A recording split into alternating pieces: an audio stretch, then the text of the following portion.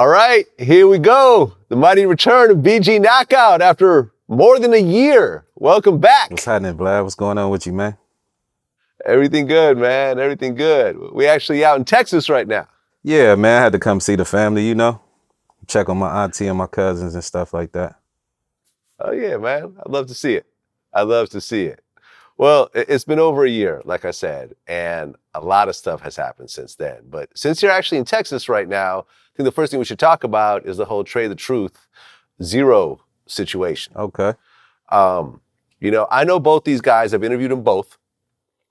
Not really close to either one, but I do know both of them to a certain regard. And me personally, I was disappointed when I saw it. Yeah, I was too, bro, because it's like, come on, bro. Them dudes are like, I don't want to disrespect and call them elders, but they like elders in the hip hop community, you know? And it was just sad to see that play out like that. I know, you know, sometimes family disputes happen and people have to get the things that they go through off their chest, but I just hated to see it happen in that way. You know what I'm saying? At a venue, cameras is out. It's kind of embarrassing, man, you know? Yeah, I mean, these guys are like in their 50s at this point. Yeah. At least maybe late 40s, early 50s. Yeah, I'm sure they grandfathers. They have kids. They've been through a whole lot of shit, both of them. Yeah. And to have it devolve to a fist fight like that, and I really didn't like how Zero got jumped by a bunch of dudes. Yeah, because, you know, the first footage that came out, they were only showing the one guy on top of him, you know?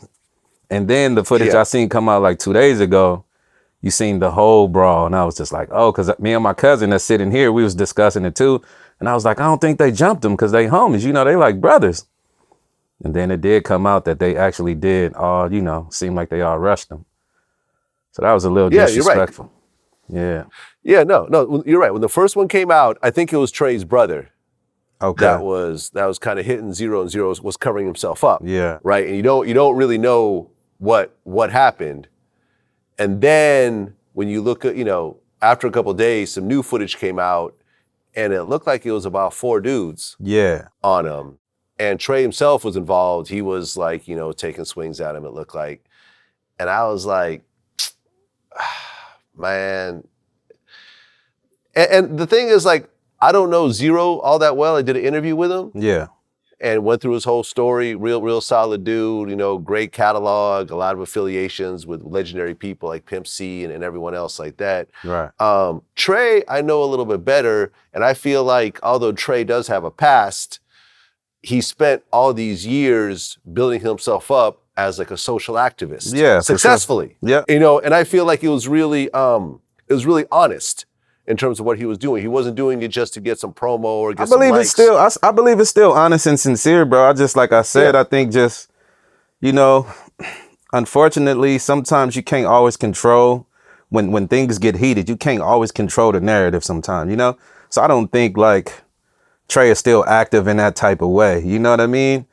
I just believe it just got out of hand. You know what I mean? I don't think Trae is pretending to be one way in front of the public and another way in private. I don't think it's that, you know? No, I'm not saying that. I'm not saying that at all. I just feel like you've really created, you know, I feel like reinvented yourself in a way.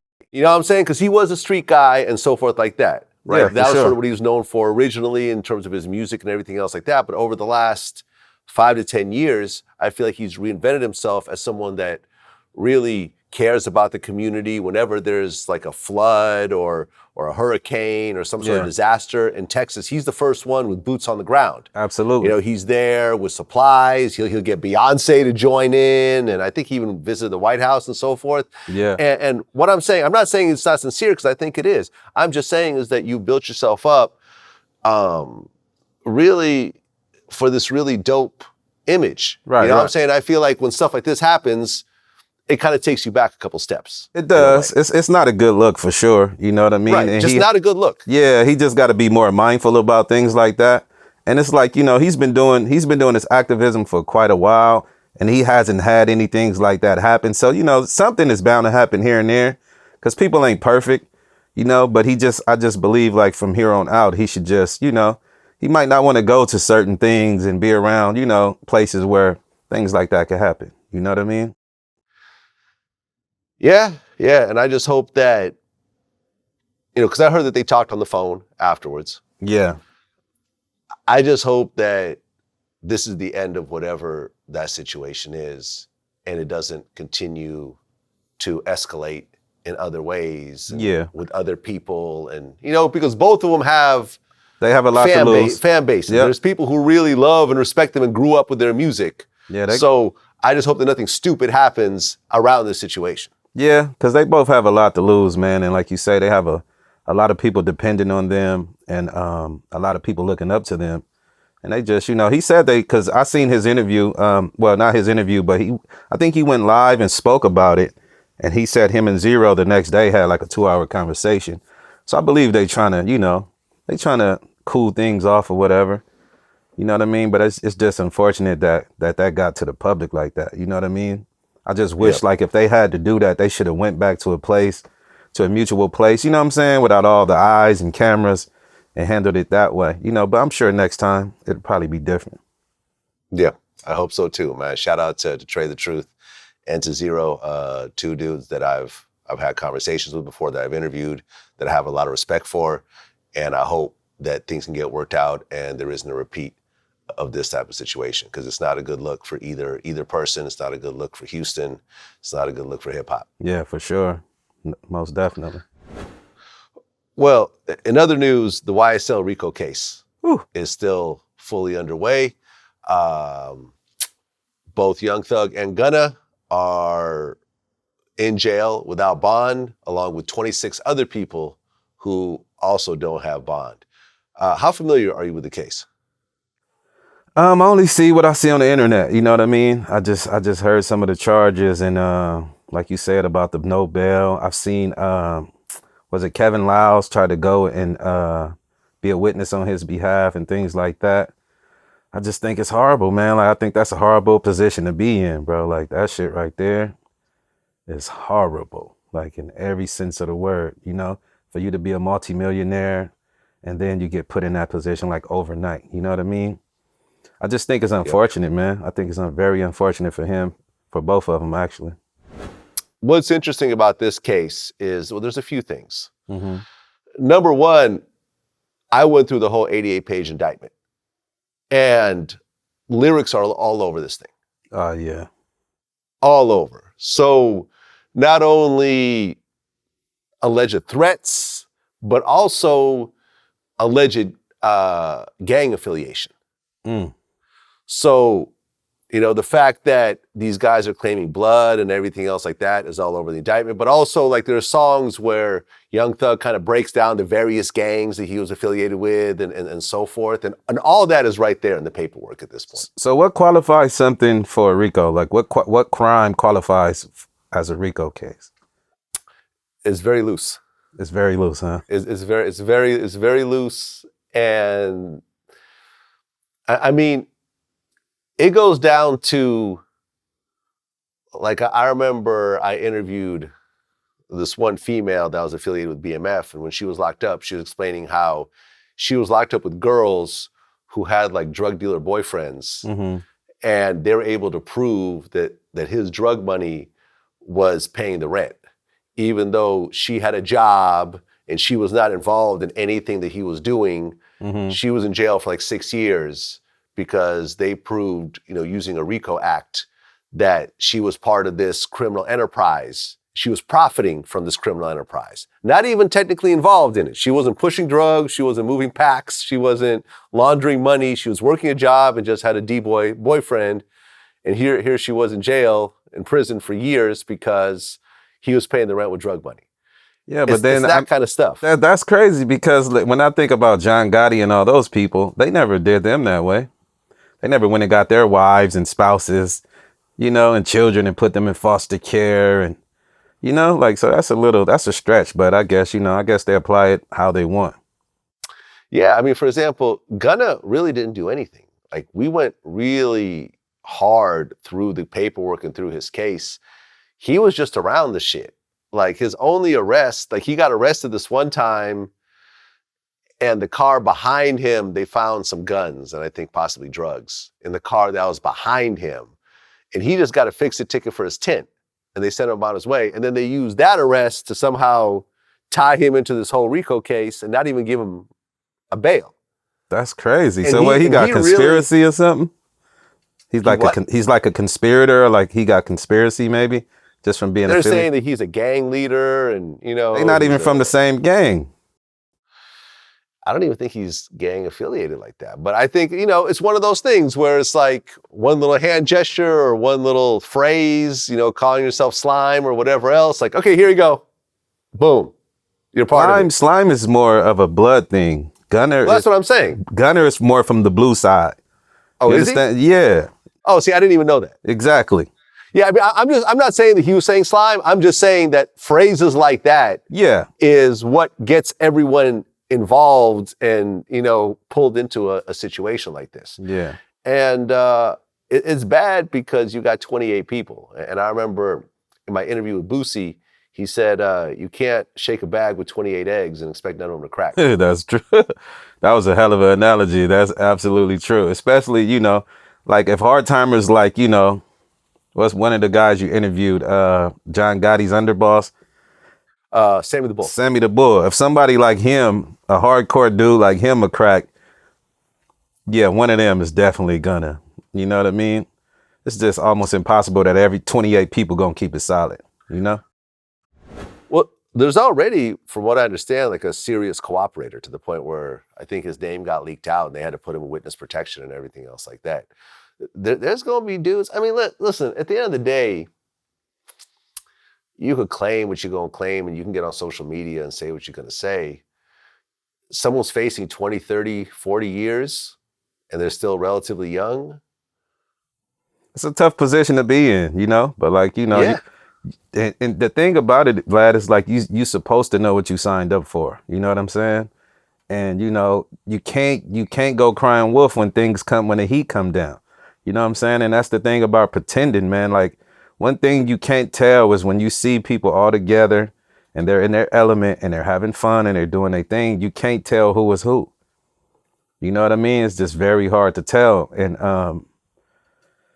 yeah, it's gonna be sad however things turn out, you know what I'm saying? Because, Thugger, he's like the number one breadwinner for his family, bro. You know what I mean? Mm-hmm. And it's just sad to see him in that position, man. And I hope by some kind of miracle he make it out of that situation, bro, because it's just ugly. I mean, when you were rapping with Easy, yeah, you were obviously a Crip, but were you actually mentioning Crip in your lyrics back then? Not that much. Like we would say something here and there, but not to the extent of how people are doing it today. Nah. Because look, this is what they tried to do with me before I met Easy. The banging on wax thing. You remember that?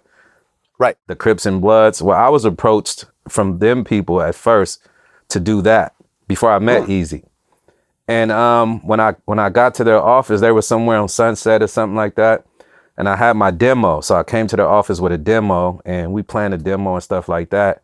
And they were like, yeah, we like it, but this is the idea that we have. And they presented that idea to me and I was dead not with it. I was 100% against that. I was like, nah, because I knew because the things they wanted me to do, they wanted me to diss my enemies, to diss the red side and all these different things. And I was like, man, that's crazy. I was like, what you people trying to do here? Like that's crazy. I wouldn't even be able to live if I came out with some music like that. You know what I mean? Huh. Yeah. Yeah, I mean, I remember that album On the Shelves. This was probably like, what, maybe 88 or something, 89? Nah, this something was like about 90, 91, I believe 90. No, I'm wrong. No, you're not. Maybe like 93, something like that. Yeah, around there, 92-ish, 93, something like that. Yeah, there we go. Yeah, you're right. I got it mixed up. Okay, so This came out in the early 90s. Any of the dudes that were affiliated on that project didn't really make it as big rappers. Domino did. Oh, Domino came out of that. Yeah, Domino came out of that. Who else I can say that I can think of? I think he's like the biggest one. Yeah, I think he's like the biggest one that actually had real success, yeah. But a lot of them got killed. He did have success. Yeah, a lot of them got killed as a result of that record, though. On both So that sides. record caused a lot of murders. A lot of murders. Girls, guys. Yeah. Okay. Yeah. See, and I'm not even, okay. See, I never actually heard this. Yeah, one of my friends named Big Freeze from the Franklin Squares from Watts. He's one of the people that actually got killed that was on that record. Okay, but I'm looking at the track listing and I'm kind of cringing right now. Like, Yeah. Song number 1 is Yeah. Slob BKO. Yeah, which is like an insult to Bloods. Absolutely. And then there's R.I.P. a crab and R.I.P. a crab in half. And Yeah, crab is a derogatory term to Crips. Yeah. So they're CK Ride, Crip Killer Ride, right? Another slob bites the dust. Like, yeah, I mean, this is actually kind of insane. Like when I'm actually looking at it, they're actually like insulting entire gangs with the worst type of insults that they can make. And it's right there. It's right there in the title. At the worst era of gangbanging, which was the 1990s. Just think about that. That was suicide, pretty much. You know, it's pretty much suicide. No, I mean, like when I'm looking at the track listing, yeah, you're right. Like it is kind of like suicide. How many people died around this? Man, I know of at least 4 people on both sides. Shit. Yeah. Okay. And it's probably more than that, but I know of at least 4 that were actually on the music, that was actually recording on both sides, you know? Yeah. Who put this out? Hold on. What label did this come out? I forgot the label. But remember the guy Tweety Bird that was from Compton? He was from Easy Tweety Bird Loc. Tweety Bird Loc. He came out under that too, under that same label. Okay, the label's Dangerous Records, but I don't think that's not Too Short's Dangerous. No. Okay, I didn't think so. That was some other guys. Yeah. I can't remember their name. I think it was like 2 dudes. Yeah, it came out in 93. Tweety Bird Loc, a guy named Silkski put it together. Battle Cat put it together. Big Cluso. Yeah, I think Battle Cat did a lot of the music. Yeah, man, I feel you. you I probably made a very good move by not getting on this thing. No, that was insane, bro, because, you know, one I took a page out of DJ Quick's book because Quick, before he came out with his first album, most of those songs were underground. Mm-hmm. And they were they was all gang music. Like before he changed a lot of the lyrics, he was saying a lot of that stuff in there. And then when he finally did come out, he had a lot of resistance from the blue side, like everywhere he went. Because I think most of those underground tapes he made kind of got out there, you know what I'm saying? Got in different states and people heard him. And he got shot at like damn near everywhere he went. You know what I mean? No, I heard about that. No, yeah. I mean, in fact, DJ Quick was the first rapper to actually claim a specific gang on a record. Yeah, probably so. That's probably true. Yeah, I mean, in those underground tapes. Yeah, that's probably true. Right? Yeah. And he was Treetop Pyru? Treetop, yeah. Treetop Pyru, right. And he was mentioning that in those underground tapes that you're talking about. Before then, people claim gangs, but they didn't specifically say. Yeah, it was like one of my G homies named Tiger D. He used to do that too, but he just didn't. His success was only with us in the neighborhood, you know. So Quick probably, you know, his probably just had a little bit more traction. But a lot of people did that in those days. It just never really got out like that, you know. Yeah. Well, I mean, to bring it back to the YSL case, it's going to be an ugly situation because YFN Lucci is also in jail facing Rico charges. Damn. And they're really trying to essentially, you know, they're trying to frame it as a war between YSL and YFN and, you know, with casualties on both sides and a lot of shootings on both sides. And, you know, unlike a Tekashi situation, someone like a Young Thug can't cooperate and then come out and have a rap career. Yeah, for sure. I mean, maybe he could, though. I mean, I don't know. Today is different, man. Maybe he could. You know what I mean?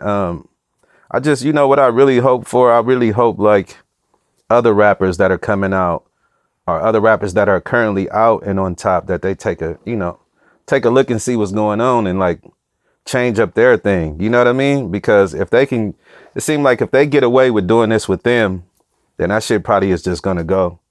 It's probably going to hit a lot of people in other states too.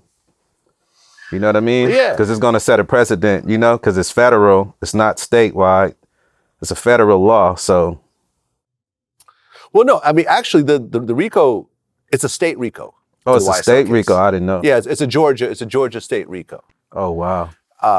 And, you know, like the prosecutor, like, you know, who's a black female, I mean, she's going after a whole other gang right now. And then who has lyrics that she's tying into their, you know, they're tying into the case. I mean, you yourself, have you ever worried about, okay, like when I'm writing the song, this might come back to bite me. Let me just not mention this. Let me be very careful about what I'm saying. Because you were affiliated through various stages in your life as you were doing music. Yeah, but see, I never, my thing with us, like most of our crazy talk was just how we felt.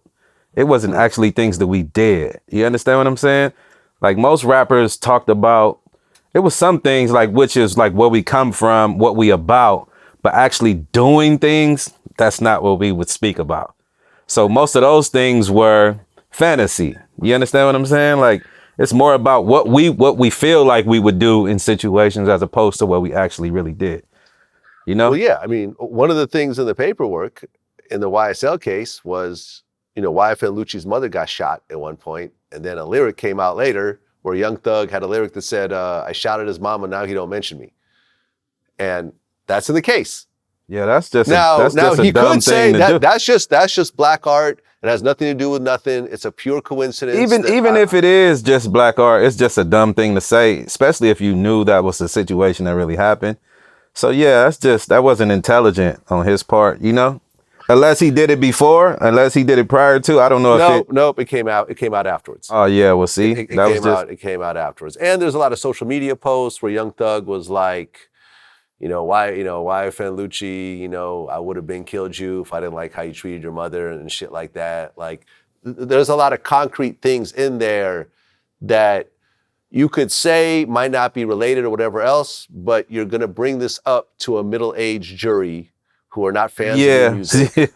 Yeah, and that's the catch-22. That's not gonna be a very good picture. Yeah, that's the catch-22 too, and that's kind of like one of the ways the justice system do F us over as black men, because the jury is always not our peers. You know what I mean? Like you said, like middle class, usually white, a sprinkle of black here and there, a sprinkle of Asian, sprinkle of Hispanic maybe. And then they got to wrestle with these ideas that they don't really understand, you know? And yeah, it's just unfortunate, man. I hope, man, that he make it out somehow. I hope all of them do. But it's just, I don't know why people wait to get all this money and start, doing these type of things, man. Like, that's the most craziest shit ever, if you ask me. Like you make it out from the place that you claim that you didn't like, but here you are. Now you think who you think you are? You think you John Gotti or somebody putting hits out on people and just, shit is crazy, man. Yeah, but it's such not a unique situation in hip hop. It's not. It's happened so many times. I mean, just look at Suge Knight and the death row situation. Okay, how he was pushing the line and trying to, basically. Okay, so how long ago is that, Vlad? So you have an example before you of what not to do, is what I'm saying. Mm-hmm. How don't you get it? You understand what I'm saying? Like, I don't know, bro. It's sad, but like I said, I hope they come out of it, because jail ain't no place to be. And I heard the places like where they got Thug and them at, like they got them in a place like where they held John Gotti, like they don't have no human contact. It's just like, it's just you and your thoughts and your energy. Like, ooh, that's a cold place to be in. Yeah, no, I think his lawyer tried to complain and say that he was being held in inhumane conditions, and it was unfair and so forth. And the response from the prison system was like, this is a detainment, facility. This is not the Ritz-Carlton. Yeah, exactly. All of jail is inhumane. Fuck you talking about? So, and they put you in a cell with another man and y'all gotta live together and smell each other's shit. Like, come on, man. What you thought it was supposed to be? You should have went to Switzerland and went to jail then, because the US don't play that shit. And ain't no cots, and you don't got no fucking bunk beds, and you know what I'm saying, with thick ass mattresses. Like, that shit's stupid, man. But That's the thing about it, bro. Like, people do all this shit, and then when they come back to bite them in the ass, then they want to start crying wolf. It's like, should have thought about that shit before you did it. Like, you know? You're in Dallas right now, which Yeah. is the home of Charleston White. Yeah, we was talking about a couple that. of times. We was talking about that, man. I don't have no comment for Charleston, bro. Like, I don't want to say nothing about that man.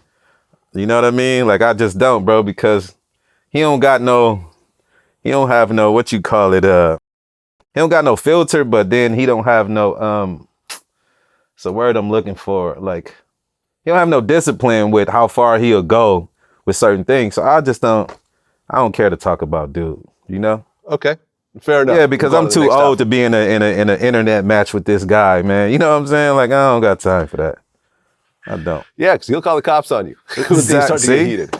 See what I'm saying? He'll make up some shit, you know? I'm cool. I feel you. Much love, Charleston. I ain't got no problem with you, bro. Do your shit. There you go. Well, since our last interview, Eric Holder was found guilty of first-degree murder as well as 2 counts of attempted voluntary manslaughter. Damn. Well, were you at all surprised at the conviction? Not at all, bro. Like, nah, bro. Like, that's you know, that's a prime example of a lot of people that, you know, did murder, and there was a camera somewhere that was recording them and shit, and they didn't know. So I'm not surprised at all, no. Yeah, because there was, I feel like, a bit of tension, especially in LA, leading up to that trial, because you never know with cases like this, because we looked through the case. I remember I had this one lawyer, Mo Gangat, come in, and he sort of broke down the case. And luckily, Eric Holder had a public defendant. So, you know, a lot of work didn't go into his defense. There wasn't like, he didn't have a dream team putting together this whole story about why it happened and why and so forth, because there is somewhat of a story. He had serious mental issues. In fact, he was getting shock therapy, I think, in the couple of weeks leading up to the incident. Shock therapy for his mental health? Exactly. Oh, wow. Exactly. And he was, I think, not taking his medications and so forth. Because remember, after he got caught, he checked himself into a mental facility. Right? Do you know why I think he did that, Vlad? Because of a law had came out. A law had came out right before that, where it was like all on social media and everything, that if you had committed a murder or something like that, but if you can prove that your mental health wasn't that good, that you wouldn't get charged with a crime. Some shit like that. I don't know what it's called. You could probably look it up, but I believe like he knew, you know? And he tried to play on that. And that was going to be the defense, that like, listen, I was going through a mental breakdown and I didn't know what was happening, and I got triggered and shot these guys, but I don't even know what happened. See, my thing is you could say that shit, but look how smooth he did everything. If you look at the tape, like, you know what I'm saying? You ran away. Usually mental people don't run away. Like, people that's crazy, they'll do some shit and just be standing there and just, till the police come and they get tackled.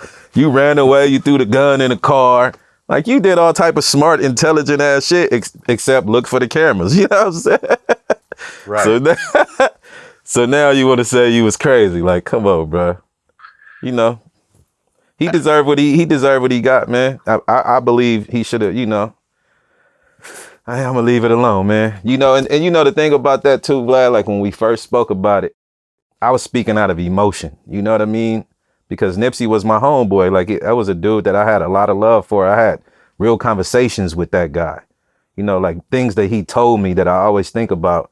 And it was just things that me and him know. You know what I'm saying? That's how Nipsey was. He was personal. He was personable with individual people, you know what I'm saying, that he fucked with. And I was speaking out of emotion. Like, I shouldn't have never even spoke on that, because that's their business. You know what I'm saying? But because I was so emotionally like affected by it, I kind of spoke on it, but it really wasn't my business to even speak on it. To be real with you. One of the things that Lunel said when I spoke to her was that she felt, you know, and she lives in that Crenshaw area. She lived across the street, I believe, or one of the street behind it or something. Yeah, exactly. She felt that if it was like a non-guilty plea or like a lesser manslaughter or whatever, she felt that there would be another riot in LA, like the 91 riots. I don't know As about a someone who was riot, there- but it there would have for the been some. riots. It would have been some shit. Yeah, I don't know about a riot because you got to think it's kind of old, but you know it still affect his immediate circle. You know what I'm saying, and his family.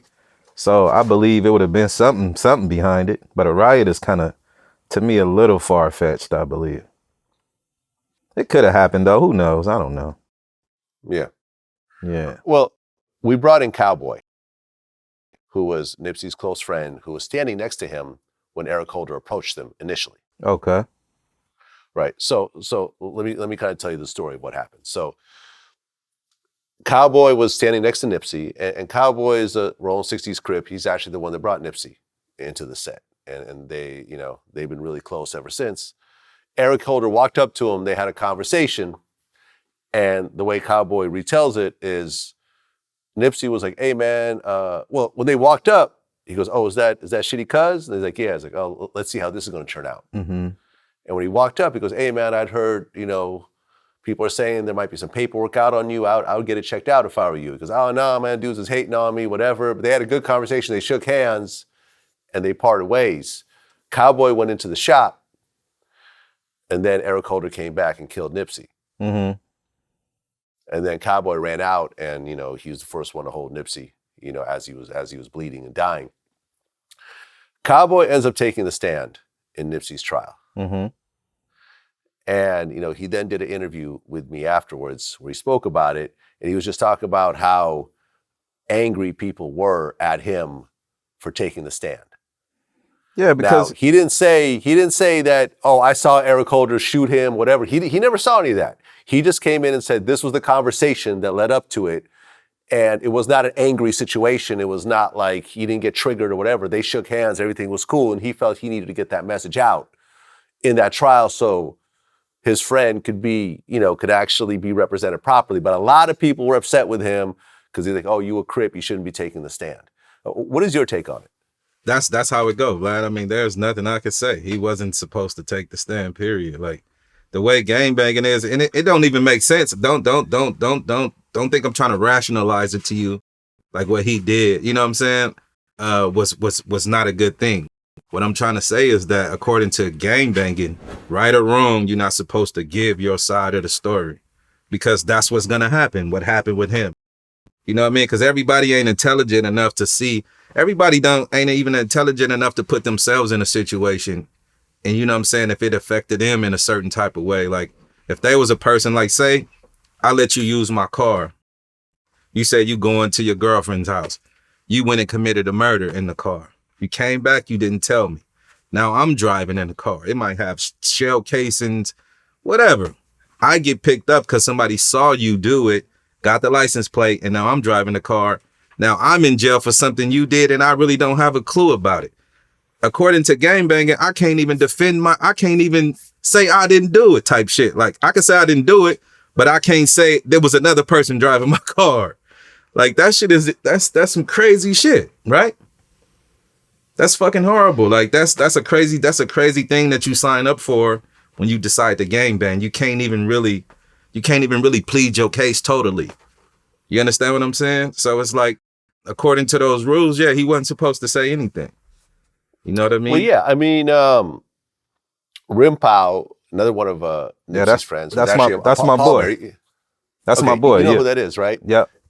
He refused to take the stand. He actually had a warrant out for his arrest for not showing up to court, which they ultimately ended up dropping. But he was willing to go to jail.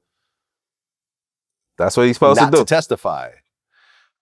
Kerry Lathan, who got shot, who was just, was there to like pick up a t-shirt and just got out of prison recently, got shot by Eric as he was basically shooting everyone during that time.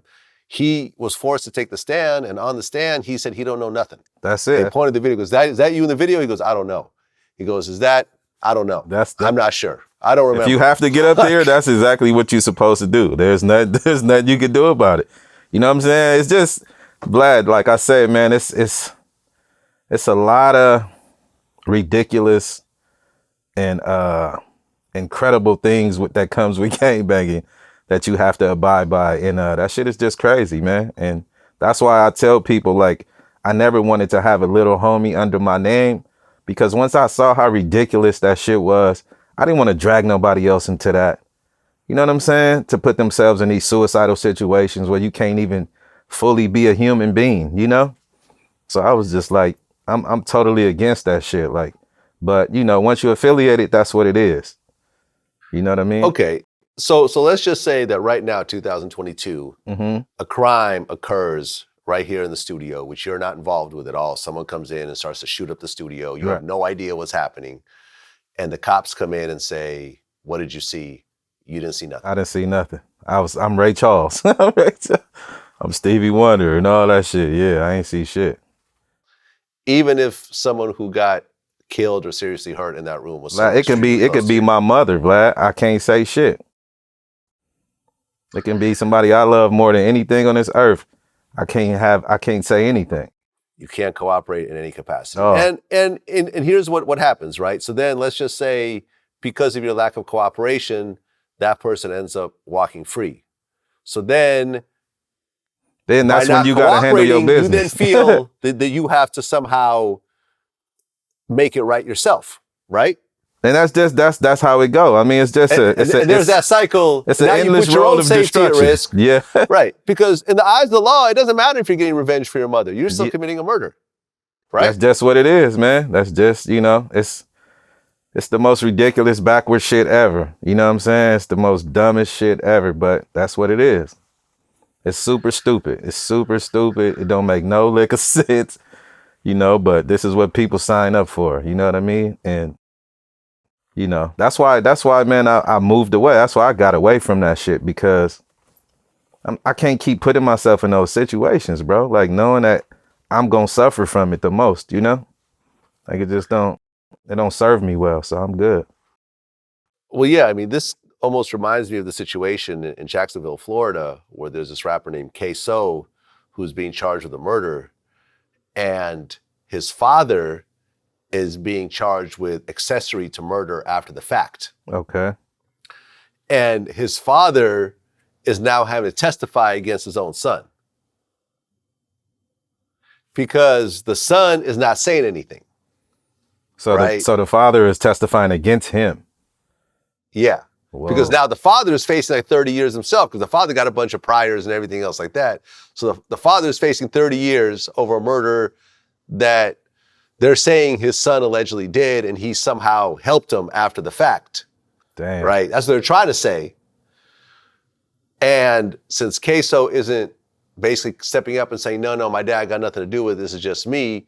Now, in order to get out of that, the father is having to testify against his own son. Well, I'm gonna say they both wrong, because the son shouldn't allow his father to be in a situation, and the dad definitely shouldn't go against his son. Like, never, ever, under no circumstances. So they both wrong in that situation. But the son is wrong more than the father, if you ask me. I mean, you have kids yourself. Absolutely. If one of your kids showed up and said, Dad, I just killed somebody, I need help. And you know that at that point that you're aware of it. Mm-hmm. If you're just aware of it and you don't do anything, you can't be charged, right? If you're like, okay, I can't help you. Yeah. Good luck. But at the point that you say, okay, I'm going to help get you out of town. That's what I'm going to try to do. I'm going to try to get my son to a non-extradition country or some shit like that, if I can. That's what I would do. Yeah. Even though you'd risk your own freedom by doing that. Yeah, man, that's my son. Like, I don't, you know, like, see, what's unfortunate, and I hate to say this, I really do, and please don't take it the wrong way. I've already been to prison. I know what's happening there right now. What time is it? I know exactly what they're doing. So I already know, I'm already programmed for it, which I hate to say that, but I spent a decade in that place. So I can do it. I can do prison. I already did it already. Not that I want to. You understand what I'm saying? But it's not really a big deal. And I hate to say that, but it's very true. Like, I'm institutionalized in that way. But I do not want that to happen to my son. You understand what I'm saying? Even though he's dead ass wrong, I don't want that to happen to him, because I don't want him to think like I just told you. And that's what happens with people. When people go and do time, it's nothing for them to go back. That's what recidivism is about. You understand what I'm saying? Because they already know what to expect. They know what they're going to get. They know the type of job they're going to have. They know the type of people that's going to be there. And they know how to do time. It's just it's some psychological bullshit, but it is what it is. Have any of your kids gotten into any kind of trouble? Yeah, my youngest oldest son, like outside of my little kids, yeah, he's been in trouble, but not like. And then I have two stepsons I raised, so yeah, they both been to prison actually, yeah. Yeah, that's because they were when they would go outside being with their friends, they was doing shit that we didn't know about naturally, which most kids, that's how they are. That's how I was with my mom. She didn't know what the hell I was doing around the corner down the street, you know? Do you feel that because their dad or their stepdad has this history of this type of thing, they kind of felt it was okay to do it in a way? Because I think some kids are just bad and they're going to do what they're going to do. I know people that came from, they parents were like in the church, you know, pastors and shit like that, and they still turned out the way they turned out. Some kids are just bad, and then sometimes it is that. You know what I'm saying? It is that energy that comes from what you have done that'll trickle down to your kids sometime, you know? So it could be a little bit of both. Yeah. Well, Snoop Dogg recently did an interview, I think, with Big U. Mm-hmm. And he told a story I'd never heard before. Because, you know, him and Warren G have always been super close. Yeah, that was like growing best up. friends, yeah. And Dr. Dre, who's Warren G's stepbrother, I guess? Yeah, yep. Used to always come by and everything else like that. And Snoop told the story that when Dre was working on Eazy's album, he came in and he played some of Eazy's first album. Okay. Like, you know, like the intro, he was just a thug from around the way. And he was playing one of the beats. I don't think Snoop said specifically what beat it was, but, you know, Warren was like, yo, man, my homie Snoopy, he rapped. And Dre was like, oh, word? Yo, rap on this beat. And Snoop said he was so nervous, he was like, no, man, I don't rap. Yeah. And he actually was just too nervous to rap for Dr. Dre at that moment. I can understand. Had he done that, he might have been on Eazy-E's first album. He might have been part of NWA. No, I totally get where he's coming from, because if you understand the time and the impact that those guys had on us, Compton, Watts, Carson, Los Angeles, bro, like they was like guys, bro. It's like, even though we know that they from this place, you know, we never seen them. It was like most of us have never laid our eyes on these people. You know what I'm saying? We ain't seen them in the street. We ain't seen them in traffic. None of that shit. So they were like, you know, we only seen them on TV. And for whatever reason, TV, it gives people like this God status. You know what I'm saying? And so like when I first met Eazy, I was kind of the same way. I was so nervous because I just couldn't believe that this dude was like right here talking to me. And he asking me to rap. And I'm like, man, like everything in me is like, no, you know? But I understand where he's coming from with that for sure, yeah. Right, well, didn't you have to rap a diss verse? I had to rap a diss verse. Yeah, I took a long time to do it, but yeah, I finally did it. And I had to preface it with telling him why I wrote the rap. And it was like what I said. He took the cop side that turned against the other cops on the Rodney King trial. So, right. You know what I mean? And you know, in the streets, it's like, you can't do that either. Whether you know what I'm saying? Whether he's trying to make good on what happened or not, you can't support the police, bro. Like, just can't do it. Yeah, I think, I remember when I interviewed Willie D last time, he actually called out Eazy for the same thing. Yeah. In an article, in an interview somewhere. Yeah, certain people were upset over Eazy supporting one of the cops. Because I guess like Eazy said the cop was Mexican and he wasn't actually, he was one of the guys that were like beating Rodney King. He was actually trying to stop the dudes or something. I don't know. The thing about it is Eazy was a millionaire. So, and he's been a millionaire at that time. So that happened in what, 95 was it? Was the Rodney King thing 95-ish, 96?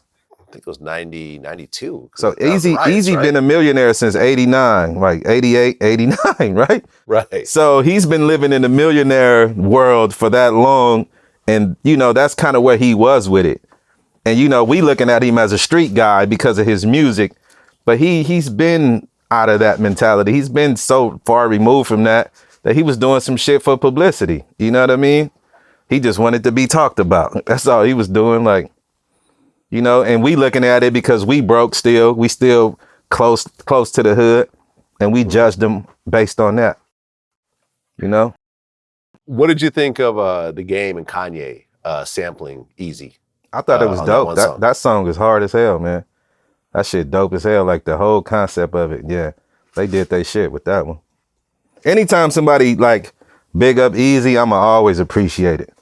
Because we need more of that. You know what I'm saying? Like Easy laid the groundwork for all the shit that's happening today with music pretty much. You know what I'm saying? Like, and he still don't get the credit. So I'ma always like, you know, especially when it's like how they did it tasteful, you know? Yeah. Yeah, no, I thought it was a dope song. And I think it was cool for, you know, to bring that sample back. Yeah, for sure. Especially that one. Yeah. Mm-hmm. Yeah, because that sample is like one that's etched in everybody's brain from that era. Like you can't forget that. Because that's Michelle A's verse, I believe. I mean, Michelle A's voice. Yeah. That's saying that, yeah. Well, speaking of Easy, this list started to go viral recently. The 50 worst rappers of all time. Man, I saw that crap. And Eazy-E is number 49 on that list. Come on, bro. They was disrespect. Who wrote that shit, man? I don't know. Yeah, I don't know. And it's interesting because I had Ari Spears on my show the other day, and I was like, yo, Eazy-E being on this list is ridiculous. He's like, I don't know, man. I wouldn't put him as, I'm like, yo, man, you coming from a New York perspective. You don't understand how important Eazy was. I would absolutely take Eazy-E off that list. That's just ridiculous. Eazy-E was dope. You don't think Eazy-E was dope? Really? Not my cup of tea. Eazy-E? Not my cup of tea. Where'd you grow up again? New York, New nigga. York. Okay, there we go. It's the East Coast bias. No, it's not East Coast bias. No, it's not East Coast bias. No one on the West Coast would say Eazy-E is one of the worst rappers of all time. He's on Snoop's level? He on Pac's level? Yes. Absolutely. That first album, Eazy does it. Let me put it like this. There may not be a Dr. Dre if it wasn't for Eazy-E. That first album, Eazy does it. That album put NWA on the map. And not only how important he was, but just to keep it all the way 100, I was an Eazy-E fan before I was an NWA fan. Absolutely. My first Ruthless album was Eazy Does It. Absolutely. And then from there, because I remember when I first listened to it, this was before Straight Outta Compton was out. Yeah. So first I got Eazy Does It. Then I got like the single for Gangster Gangster and Dope Man. And then I got like the NWA and the Posse, you know, with all of them, like, you know, whatever. See, in Compton, I believe the first thing we had was Boys in the Hood. You know what I mean? When it was underground still, it wasn't even out like that. And so, so Eazy came first. And just, that shit is crazy, bro. Like Ari Spears, he's an East Coast dude. And East Coast dudes from his era, they've always had this thing when it came to the West Coast. You know what I'm saying? Like, just not everybody, but certain people just had this little thing. Like, they just didn't, I don't know if they didn't like the way we talk, you know what I'm saying? Or what we spoke about. It always was some kind of resistance. But what you should do is you ask the OGs over there, should he be on that list? Like KRS-One, EPMD, ask people like that, and they'll tell you, hell no. Chuck D. Yeah, you know what I mean? Like, so. All of them dudes. No, I agree. And just to be totally honest, though, I understand that Eazy wasn't writing, you know, his lyrics back then, and that's whatever. But when you listen to NWA, you look forward to the Eazy-E part. Absolutely. When Eazy came in, he was like, he's the highlight of the song every time. He was a lot of times, he was the high pitched dude. He was a lot of times the highlight of the song. Now, I mean, in terms of rap ability, Ice Cube was probably the best rapper out of the group. But Ice Cube, Eazy MC was Ren. the most, you know, Eazy was the most entertaining. Yeah, for sure. I felt. For sure. So he had the most unique. He had the most unique vocal. You know what I mean? Yeah, for sure. Well, yeah. I mean, even Dre saw that. I mean, because remember, I mean, I had interviewed DJ Yella about this, and they were talking about how Boys in the Hood was actually for some East Coast group. Yeah. They were all in the studio. Ice Cube wrote the lyrics. The beat was done, and the group like wasn't feeling it for whatever reason. Yeah, it wasn't their verbiage. You know what I'm saying? It wasn't their verbiage, and it wasn't their style of doing things. Nah, they walked out, and Dre was like, "Yo, Eazy, you tried it." And Eazy was like, "The fuck? Like I'm not a rapper." Like, yeah. No, like he already saw the vision of it all. Yeah, Dre is a genius, bro, when it comes to things like that. Like, he have an ear, bro. He got an ear, a unique ear for sound and blending sound and stuff like that. So yeah, I'm glad he did, you know? I'm glad he did call E, because he killed that shit for sure. On the real. Well, we haven't talked since then, but what did you think when you saw the Super Bowl? Bro, that shit had everybody excited, bro. Like, they had us Crip walking in the living room and shit. I swear to God, I swear every gangbanger across the country, that's everything I love. Everybody must have been Crip walking to that shit. That shit was dope as hell. When they brought Kendrick out and Kendrick did his little, I was like, they cold, man. Yeah, that shit was super captivating and dope. It was dope. I wish they would have put the game on it, though. Like, I understand the game's point. I wish he would have came out, because he's just as significant as anybody else up there, if you ask me. It wouldn't have hurt to have him on there for a song. You know what I mean? Yeah, but nah, I think he should have been up there. I mean, listen, no. I agree with that. Yeah. But 50 Cent was also on there. It don't matter. So, it don't matter. Yeah. No, I see what you're saying. I'm sure 50 probably would have, not said nothing for the Super Bowl. Of course. Like, you there for business. You ain't gonna fuck your business up. It's the biggest stage in the world, exactly, right? And then they just won an Emmy, right? Or something like that? Yeah, they won an Emmy for, it was 50 Cent, Eminem, Mary J. Blige, Kendrick Lamar, and Dr. Dre, of course, and Snoop. They won an Emmy for it. Mm-hmm. It was a hell of a performance. What did you think about when Kendrick, essentially they asked him to take out, the Pyrus and Crips? That's cool. That's cool, because it's TV, it's kids watching. I understand that. That's not a big deal, bro. It didn't change the dynamic of what he did. Yeah. Took nothing away from what he did. Yeah, I think because his performance was gonna outshine all of that shit anyway, which it did. They asked Dre about how Kendrick felt about it, and he said, no problem. Everyone understood how big of a stage this was, and no one was trying to rock the boat and try to be difficult and everything else. Yeah, you'd have been stupid to go against that. Like, that shit wasn't gonna change what they did, bro. Like, nobody care about that shit. Now, one of the things that both Mob James and Reggie Wright Sr. said during our interviews is that they're convinced that Tams parking lot, the Tams sign, was a shot at Suge or something like that. Was a shot at Suge. Yeah. I hope not, bro. I really hope. But then I don't know, man. It's like, people's level of petty is really ridiculous. But I just hope that wasn't the case. I hope he was doing that because Tams is a staple in Compton, bro. It's like, whether you're a Crip or a Blood, you've been there. You know what I'm saying? That Tams is right next to the Compton Drive-In that we all been to as kids. You know what I mean? So I would hope that they was just using it for that, because the only other symbol in Compton that's been there for a long time is the Compton swap meet. They could have used, right? The Compton Fashion Center, and then the thing in front of the court building, which I don't think you really want to use because they hung so many niggas up in there. You know what I mean? It's like a symbol in front of the Compton court building that has these pillars and stuff in front. So yeah, I think, I don't know. I just think he was showing love to the city, if you ask me. Well, I mean, according to Reggie Wright Sr., he was saying that he felt it was definitely a shot because he said that Tams was not even, and listen, I don't spend time in Compton, so I can't co-sign this, but what he said was that Tams is not like the most iconic restaurant in Compton. There's other places that are a lot more significant than Tams. He felt he chose Tams because that's where Suge Knight ended up killing Terry. No doubt that was a shot at Suge. It was. You feel that Tams was a shot at Suge? Reggie and I discussed it right after we saw the Super Bowl. He called me. He go, "What? The biggest hamburger stand or pastrami stand in the city of Compton is till the day is Louis Burgers." So it's not Tams. No, that I know of. Okay. I know we spend more time. Louis, you talk about Compton, you talk about pastrami or good burger, you talk about Louis, either number 1 or 2. I don't believe that, but they got something against Dre too. You got to think about why people say some of the things they say. You know what I mean? Dre's a billionaire. He probably ain't reached back to none of these dudes, and they probably protected Dre at one point in his life.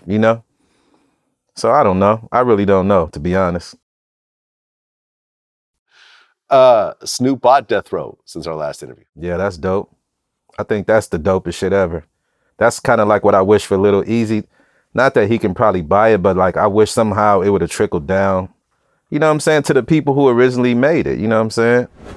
Yeah, man, listen, I hope that, number one, Snoop is able to get Death Row back into more than just a catalog company. Yeah. That, I mean, I heard that he's signing various artists and so forth and doing certain things. Mm-hmm. We haven't really seen anything yet, but I'm hoping that it could, you know, it's going to be hard to get back to the heights of what it was, but at least, you know, become a viable, profitable company with new artists and so forth. Yeah, Hopefully. that would be dope. That would be really good, man, because, you know, the label is iconic. You know what I'm saying? And Snoop is one of the biggest icons we got in music, you know what I mean? So, period. It would definitely be a great thing to see, for sure. Yeah, and, you know, at the end of the day, to have Snoop essentially leave under, you know, with a bad stigma.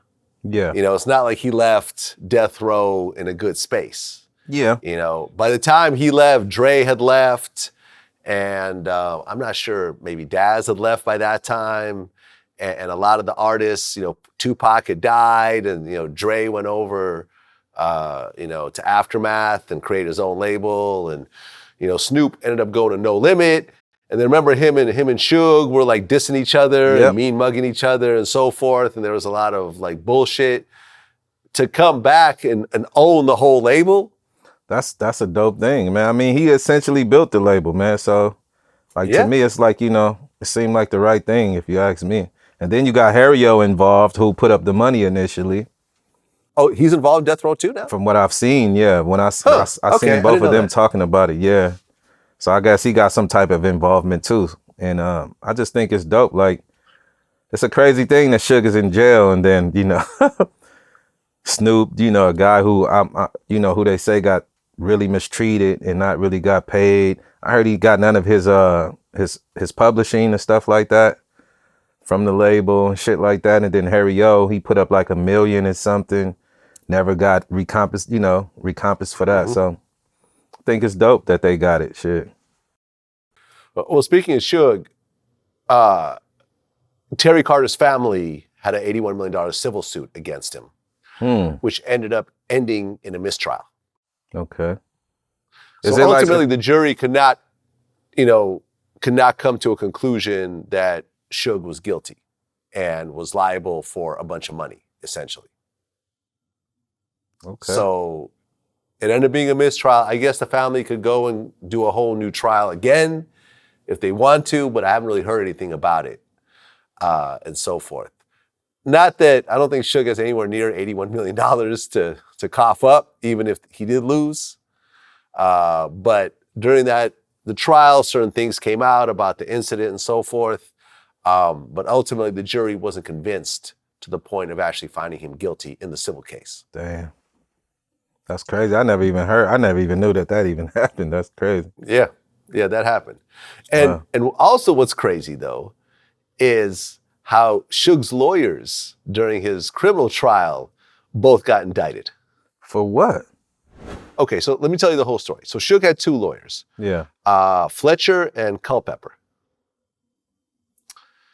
So what had happened was, while in jail, Suge was talking to a guy who basically saying, if you give me some money, I'll say that there was a gun at the incident. If you pay me off.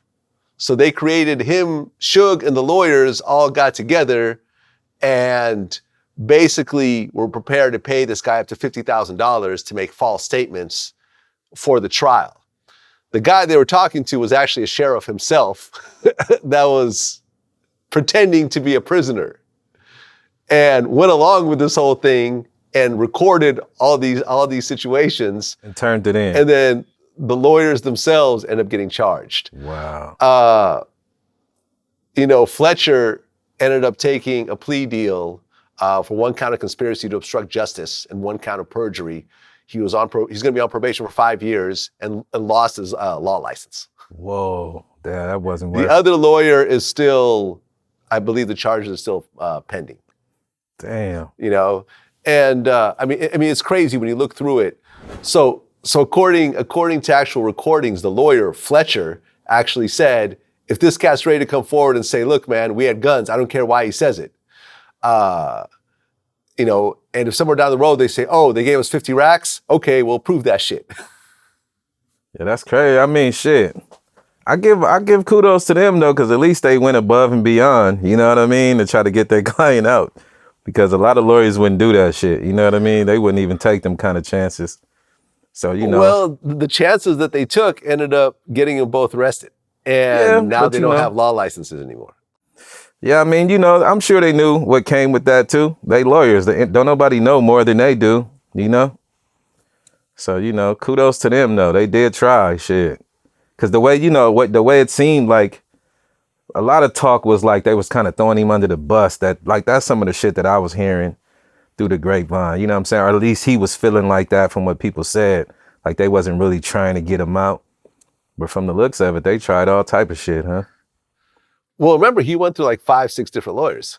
Oh, yeah. See, I wasn't really watching that close. Because, you know, Terry, like I said, Terry was a friend of mine, so. Not that, you know, none of that shit was my business, but it was just like, it's kind of hard for me to see, you know what I mean? Like, dude was a good dude, man. He was a good dude. Okay, yeah. I didn't know that you and Terry were friends. Yeah, man. Yeah, I've been knowing Terry for years, bro. My manager is an OG. He grew up in Piru. He grew up in a Piru neighborhood over there, and him and Terry was childhood friends. And so I've known Terry through him. And I used to been to Terry's house multiple times with his family, his wife, his kids, ate dinner. You know what I'm saying? I used to always go to his lowrider shop and hang out with him. So he was a close dude, you know, close to me, kind of. Wasn't Terry one of the founders of Piru? I don't know. I'm not sure about that part. Okay. I'm not sure. I know he's from that first generation, though. He's from that first generation. Right. You know what I mean? But as a founder, I'm not sure. I don't know.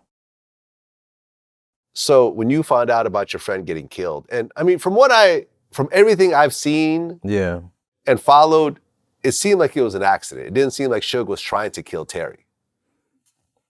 I don't know, bro. It's only he really know. You know what I mean? Like, only he really know. But that shit just looked horrible. I seen that shit, man. I was just like, damn. Terry was an older man. You know what I'm saying? Terry probably, I don't know if he was like late 50s, early 60s. I'm not sure. But he wasn't going to survive that shit, bro. Like, yeah, that shit was hard. That was horrible to see. Yeah. Yeah, and I guess Dre said that Terry had actually adopted a bunch of kids also. Yeah, bro. I know them, like, when they were younger. You know what I mean? Like, when I was around Terry back in those days, this is around the mid-90s, you know? 93, 94, 95.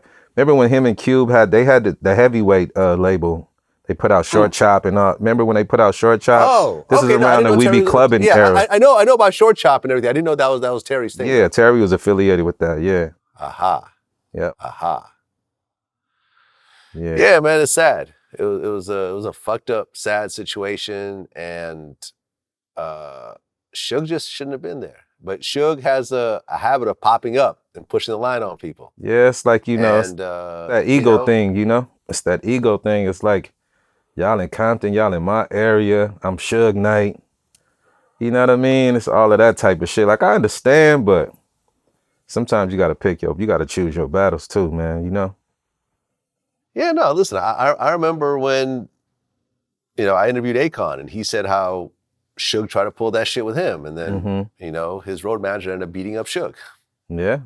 Because, listen, at the end of the day, listen, I understand being in your 20s and 30s and being young and tough and having a bunch of dudes around you and there's no cameras around and no one's cooperating and you could do certain things and so forth. But you get older, you're now in your 50s, people have seen you, you know, get into fights and lose at this point. You know, there's chinks in your armor. You know, you don't seem as invincible as you used to be. And dudes, you're also messing with dudes who got money. Like Dre and Cube and them, like these aren't just like broke, you know, Compton kids that you could bully around. Like they have real security, they have real money, they have They got dudes that, are going to protect them. Yeah, I think I think like a lot of older cats from a different era sometimes forget that things have changed. You know what I'm saying? A lot of people be living in the past, man, and that shit, you just can't do what you did back then in today's world. You just can't. Without the consequences coming behind it, getting filmed. You know what I'm saying? You get knocked out, you on film, motherfucker just, you got knocked out, and then upload it to the internet. You know what I'm saying? You commit a murder, which is, like if you're on camera committing a murder and they can clearly see it's you. I mean, what you expect to happen? You know what I mean? Like, even after losing death row and a bunch of money, people still gravitated towards Suge. Like, Suge could have actually created a whole new career. Absolutely. I believe after he got out the first time, he should have reshuffled that label, and he should have hired a CEO. He should have hired like a front person, and he should have just been running things from the background, because you got 5 years for a fight.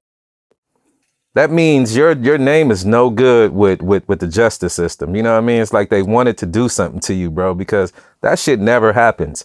I don't know nobody who went to prison for 5 years for a fight. Well, he violated his probation. Oh, but so he was what kind of probation was he on? Was he on formal, informal? No, formal, because remember the whole thing of, so if you remember back before Death Row, launched The Chronic, when they were working with Solar Records, they were in that studio and he ended up pistol whipping that dude. Oh, I didn't know he got caught for that. And stripping him. I know. Remember, because he was using the phone that Harry O was supposed to be calling on. Yeah. So Suge told him to get off the phone. He's like, okay, in a second when I'm done, Suge ends up pistol whipping him. Yeah, I heard DOC tell that story. Yeah, and then the dude went outside and called the police. So he gets arrested for that. He got put on probation. So then when the fight happened at the MGM, and you could see, Suge kicking, Orlando. Yeah, I didn't know he got in trouble for that though, to be honest. So, okay, then. That's what it was. So yeah, it's not like 5 years for a random fight. No, he was on probation. He needed to keep his hands clean. Okay. He decides to join into a fight. Yeah. And that's why he went to jail. So, yeah.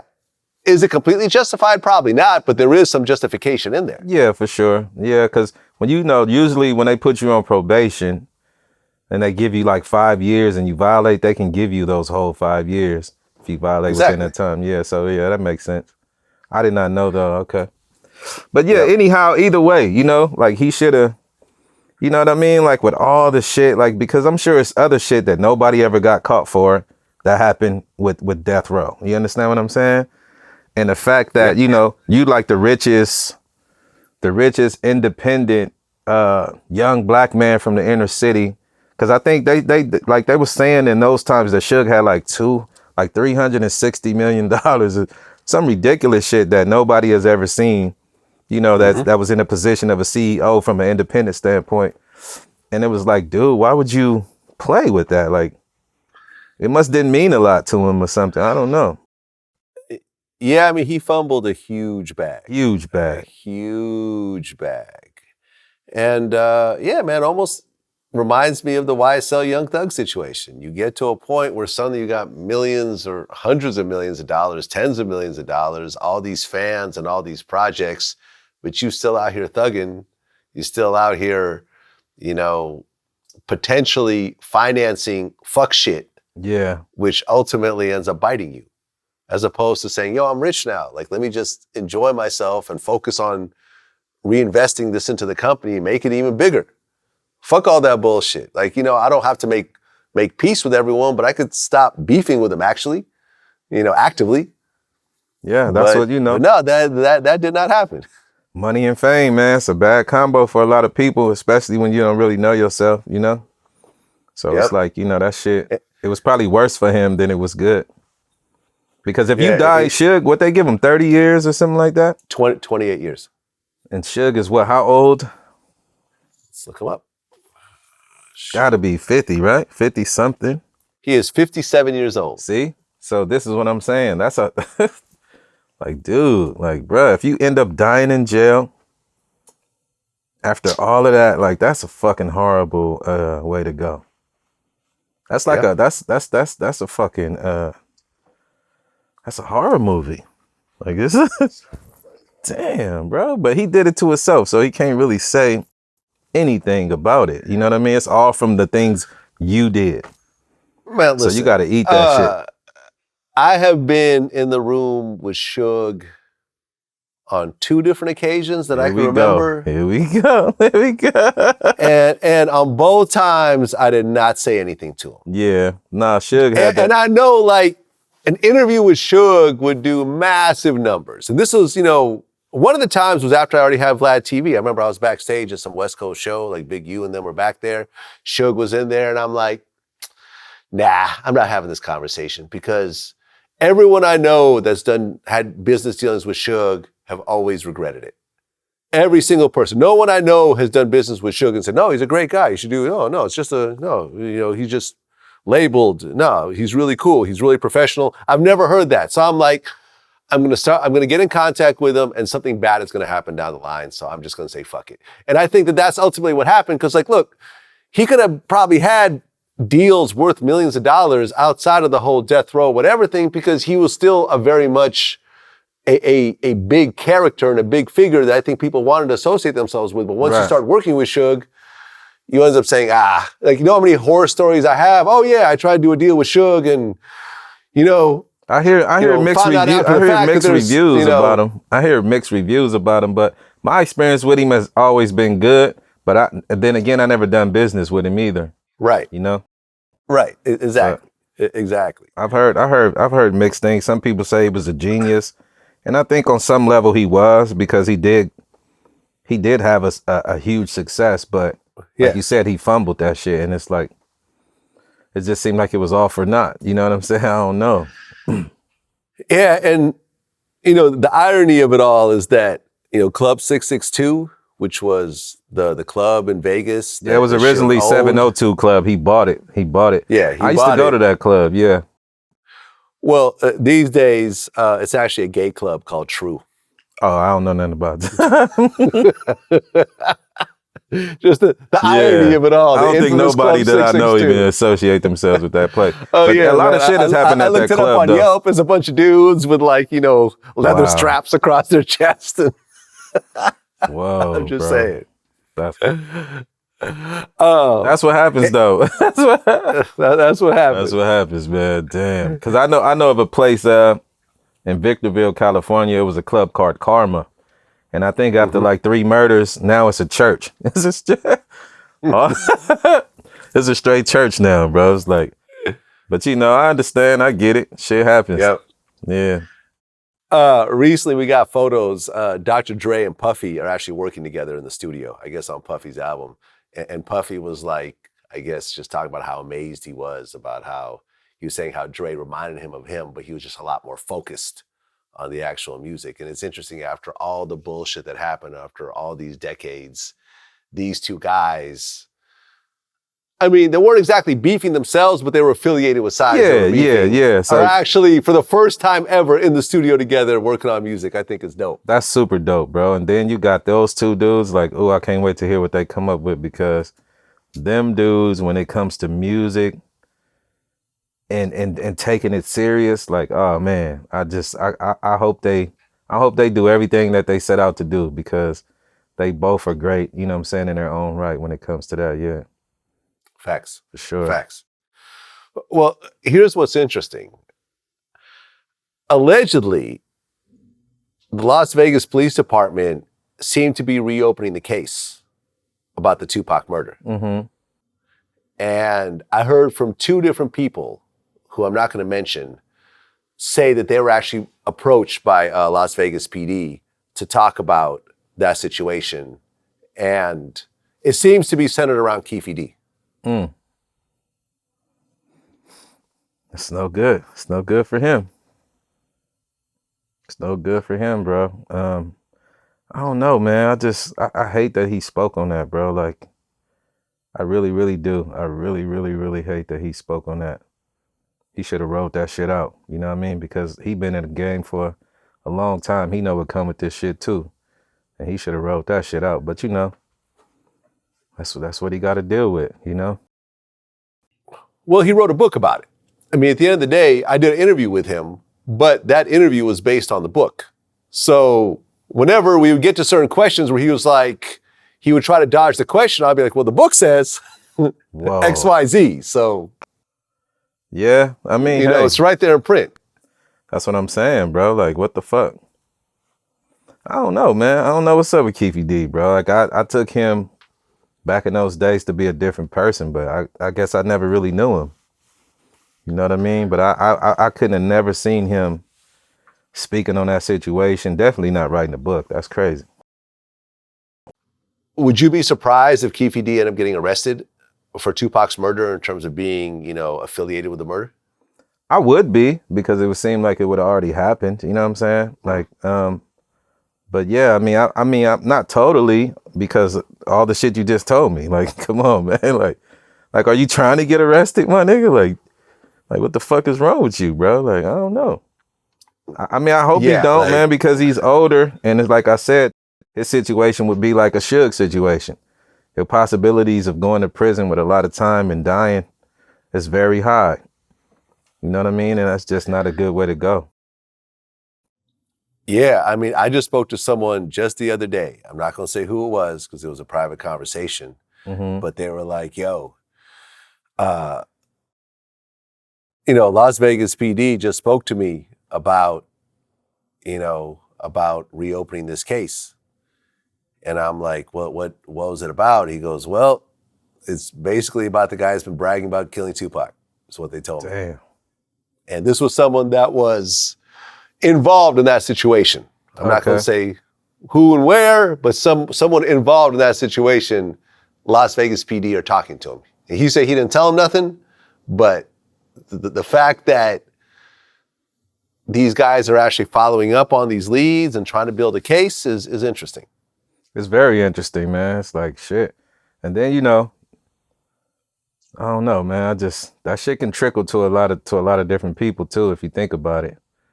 So it's like, I don't know, man. I just think it's dumb. I think him speaking on it, putting himself there, all that shit was really foolish, bro. Like, because nobody wouldn't have known had you not said nothing. It could have just been speculation, like everything else that we don't know about. What's the one dude that went missing from the mob? They still can't find his body. What was his name? From, Jimmy Hoffa? Jimmy Hoffa, see? Ain't nobody talking about that shit.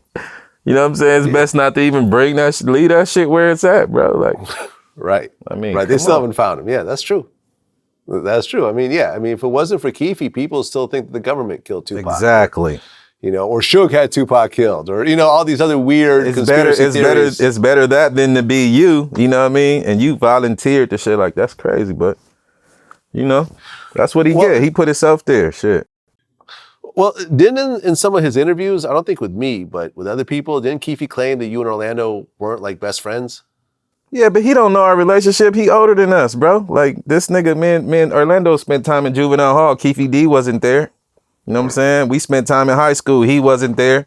We spent time on the street. Like, my mother know this dude. My little brother's like, I know his mother. I know his brother and sister. I told you my little brother married to his sister, but he don't know all of that. So, you know, can't expect everybody to know everything. You know what I mean?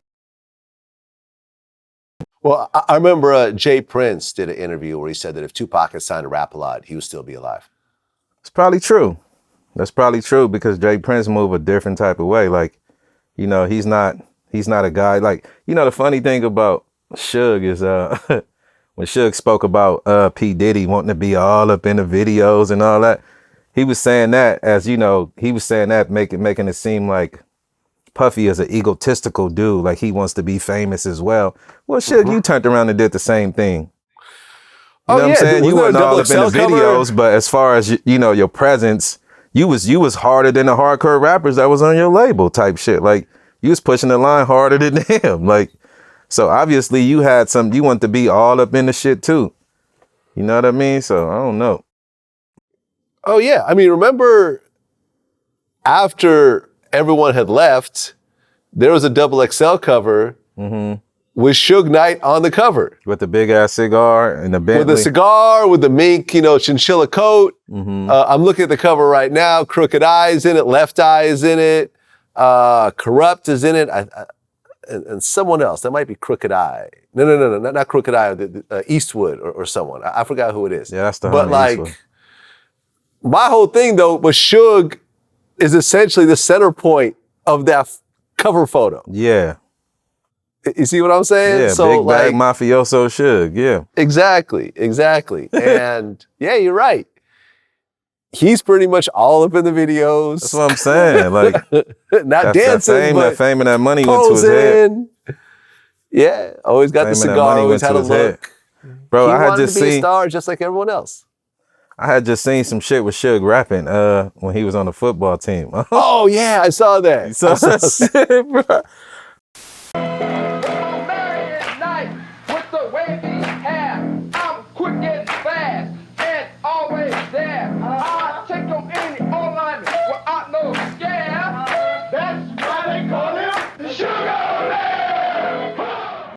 I was like, he might have wanted to be a rapper too, like you know, back in his heyday. Ain't no telling.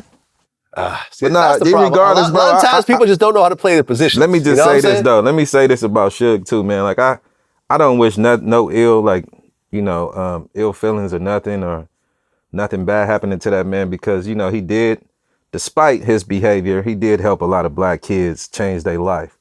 You know what I'm saying? And look at Snoop Dogg, one of the most iconic, you know, music artists that we have in the world today. And he's doing a lot of good and giving back.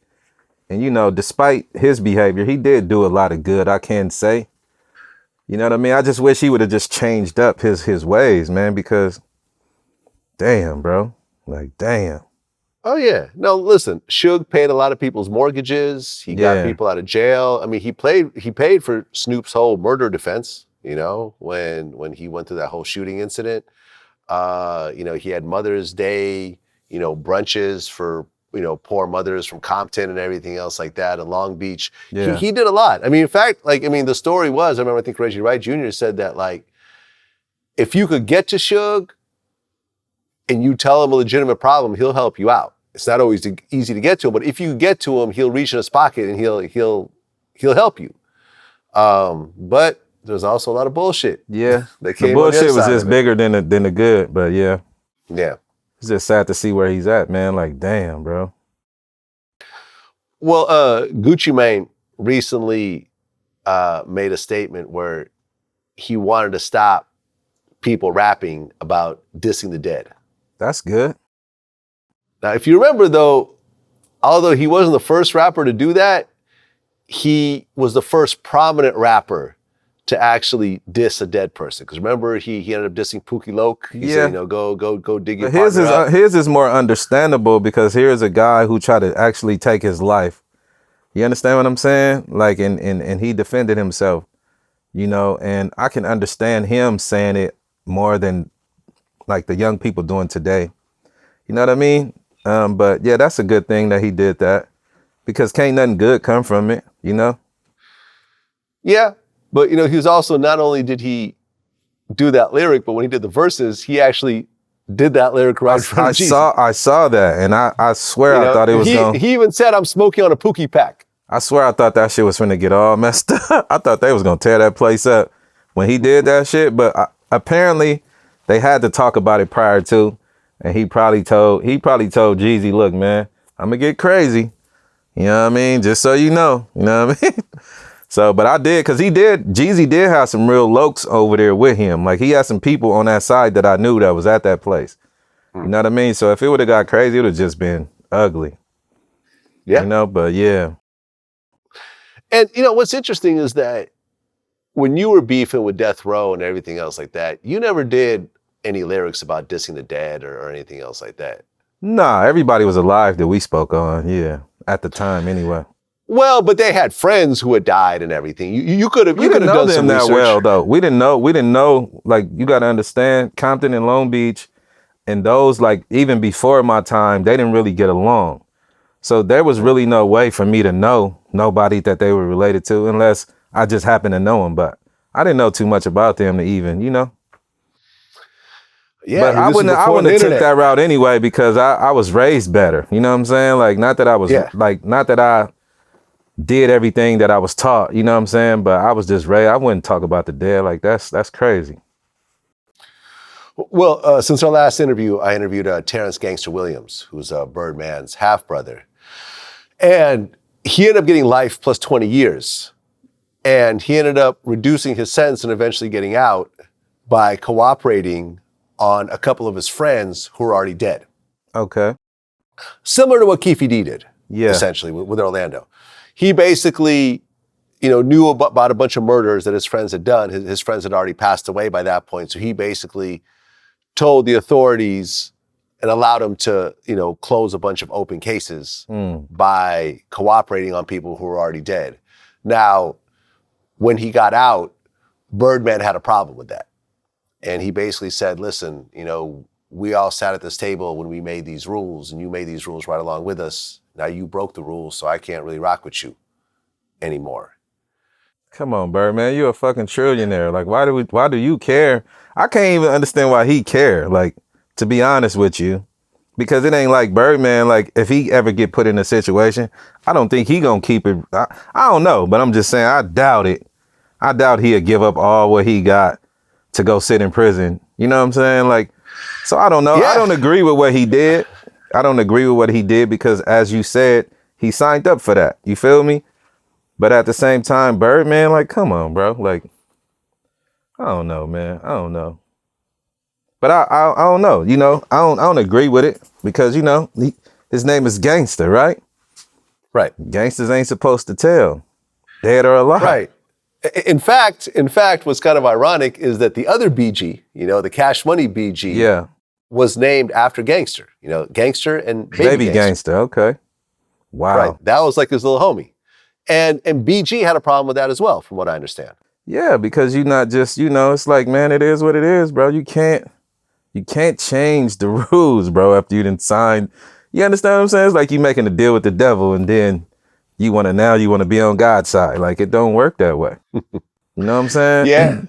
I mean, Boosie had a big problem with it. When I brought that up in our last interview, Boosie kind of lost it and was like, nah, I can't fuck with him no more. This was someone I really looked up to. I mean, Boosie is from Louisiana. He's from Baton Rouge as opposed to New Orleans, but he had heard the name and he had looked up to the dude and everything else like that. I mean, number one, do you think cooperating about someone who's dead, is that considered snitching in your book? Yeah, of course. Why is that? And how you know he did he show you paperwork on it? Well, I had actually looked up some of the things. So some of the stuff that he was saying, was based on. I wouldn't believe that Vlad that he just did that and all that. Like, he's not what he gonna get for that? Like, I don't believe that. I had a real respect for Gangsta and the stories I heard about him, but that shit leave with me. I have no type of respect for him anymore. What I had for him, that was because of all the stories and all that. But once you go that route, I dismiss you from my legend book and X you out. Yeah. And he felt that once he cooperated, that he lost all respect. So the two of them kind of went back and forth and everything over this, afterwards. Listen, I come from a totally different world. If someone who I care about wants to get out of prison by saying I did a bunch of murders that I didn't really do, or maybe I did do, and it helps them out. Yeah. I don't give a shit. I'm dead. Like, I totally get that's the most logical thing, right? Right. But I agree with you. But as a gangster, you can't do it. Like, just period. Everybody know that. You just cannot do it, dead or alive. You can't. It's supposed to be until the casket drop. You understand what I'm saying? And that's when you sign up. When you sign up with the gangster life, it's to death do you part. That's the way it's supposed to go. You understand what I'm saying? And people don't understand, like, the only way you can beat a game, you cannot lose at playing the game, is not to play the game. You understand? And so he, if he didn't want to suffer the consequences, he should have left the life after 2 or 3 things, or the first thing that happened, and he didn't like how it went. He should have got the fuck out. You know what I mean? But when you stay in it, you keep flirting with it, you fucking around, you got to fucking accept what comes with it. You just have to. So at this point in your life, right, you're in your 40s now? Yep.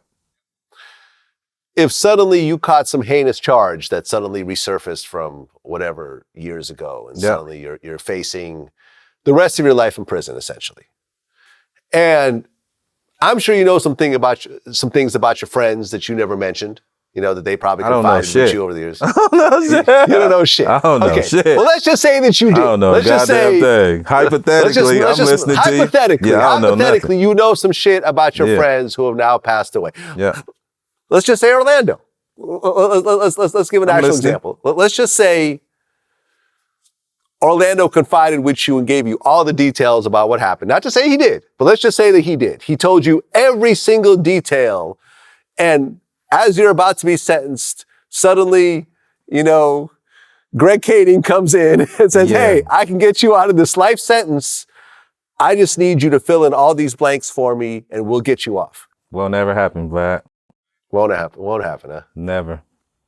Because I don't know. You can't make me know something. You understand that point? Like, you can't make me know something I don't know. I don't know shit. Yeah. And you have to prove that I do. You feel me? Well, they don't have to prove that you do. They're offering you a reward. Yeah, I don't want the reward. I'm good. I didn't need your reward. I didn't come seeking you for a reward for shit. I don't need your fucking reward. I'm a hood nigga. I know how to make, I know how to make it in this world. Like, I don't need shit from you. Like, at all. Larry Hoover, who's doing, I think, triple life or something like that in prison. He's in ADX right now, and he's been there for 30 years. Yeah. He recently renounced his Gangster Disciples leadership from prison. He said, regardless, these people are apart from me and do what they do with zero encouragement or direction from me. To be clear, if I had any ability to influence them, I'd ask that they forget me and forsake the gang life forever. I have long since renounced my association with any and all criminal organizations and their membership. I am no longer a member, leader, or even an elder statesman of the Gangster Disciples. I want nothing to do with it now and forever. I rock with that. You like that? I love that. Hell yeah, I love that. Because Because, man, here's a guy who, he was once a part of something. He probably believed in it. And, he probably did all the shit he thought was right. And then it turns out not to be the right thing. You understand? So he's trying to redeem himself. Ain't nothing wrong with that, bro. I don't think there's nothing wrong with that. You know what I'm saying? He been in jail for all these motherfucking years. And what did they really charge him with? Did they hit him with a Rico or something too? It was, hold on a second. Let me get this right. So here we go. So while in prison for murder in 1985, after a 17-year undercover investigation by the feds, he was indicted on drug conspiracy, extortion, and continuing to engage in a criminal enterprise. That's what they said. So he was found guilty on all charges and basically given multiple life sentences. So basically, he was in prison for a murder, and they managed to convict him to continue, that he was still the leader of the Gangster Disciples and still, how old was he when he went to jail? He was, I'm sorry? How old was he when he got convicted? Well, he is 71 years old right now. Damn. So he is serving 6 life sentences. Damn. He was sentenced to 200 years for a 1973 murder. 200? And in 1997, that's when he got the other conviction. The continuous, the CCE, continuous criminal enterprise. Yeah, that's fucked up. 6 life sentences. That's crazy. Sheesh. Yeah, that sound like them just wanting to do away with him. You know what I mean? And then from what I've been hearing too, because I think I seen you interview 600, what's his name? 600 something? 600 Breezy. Yeah, and he was talking about how a lot of people were still claiming Larry Hoover and doing things in his name and saying shit like that. So he's probably suffered a lot from a lot of shit he really didn't have nothing to do with. It's just that he was the leader, you know what I mean? You know how that goes. Same thing with John Gotti.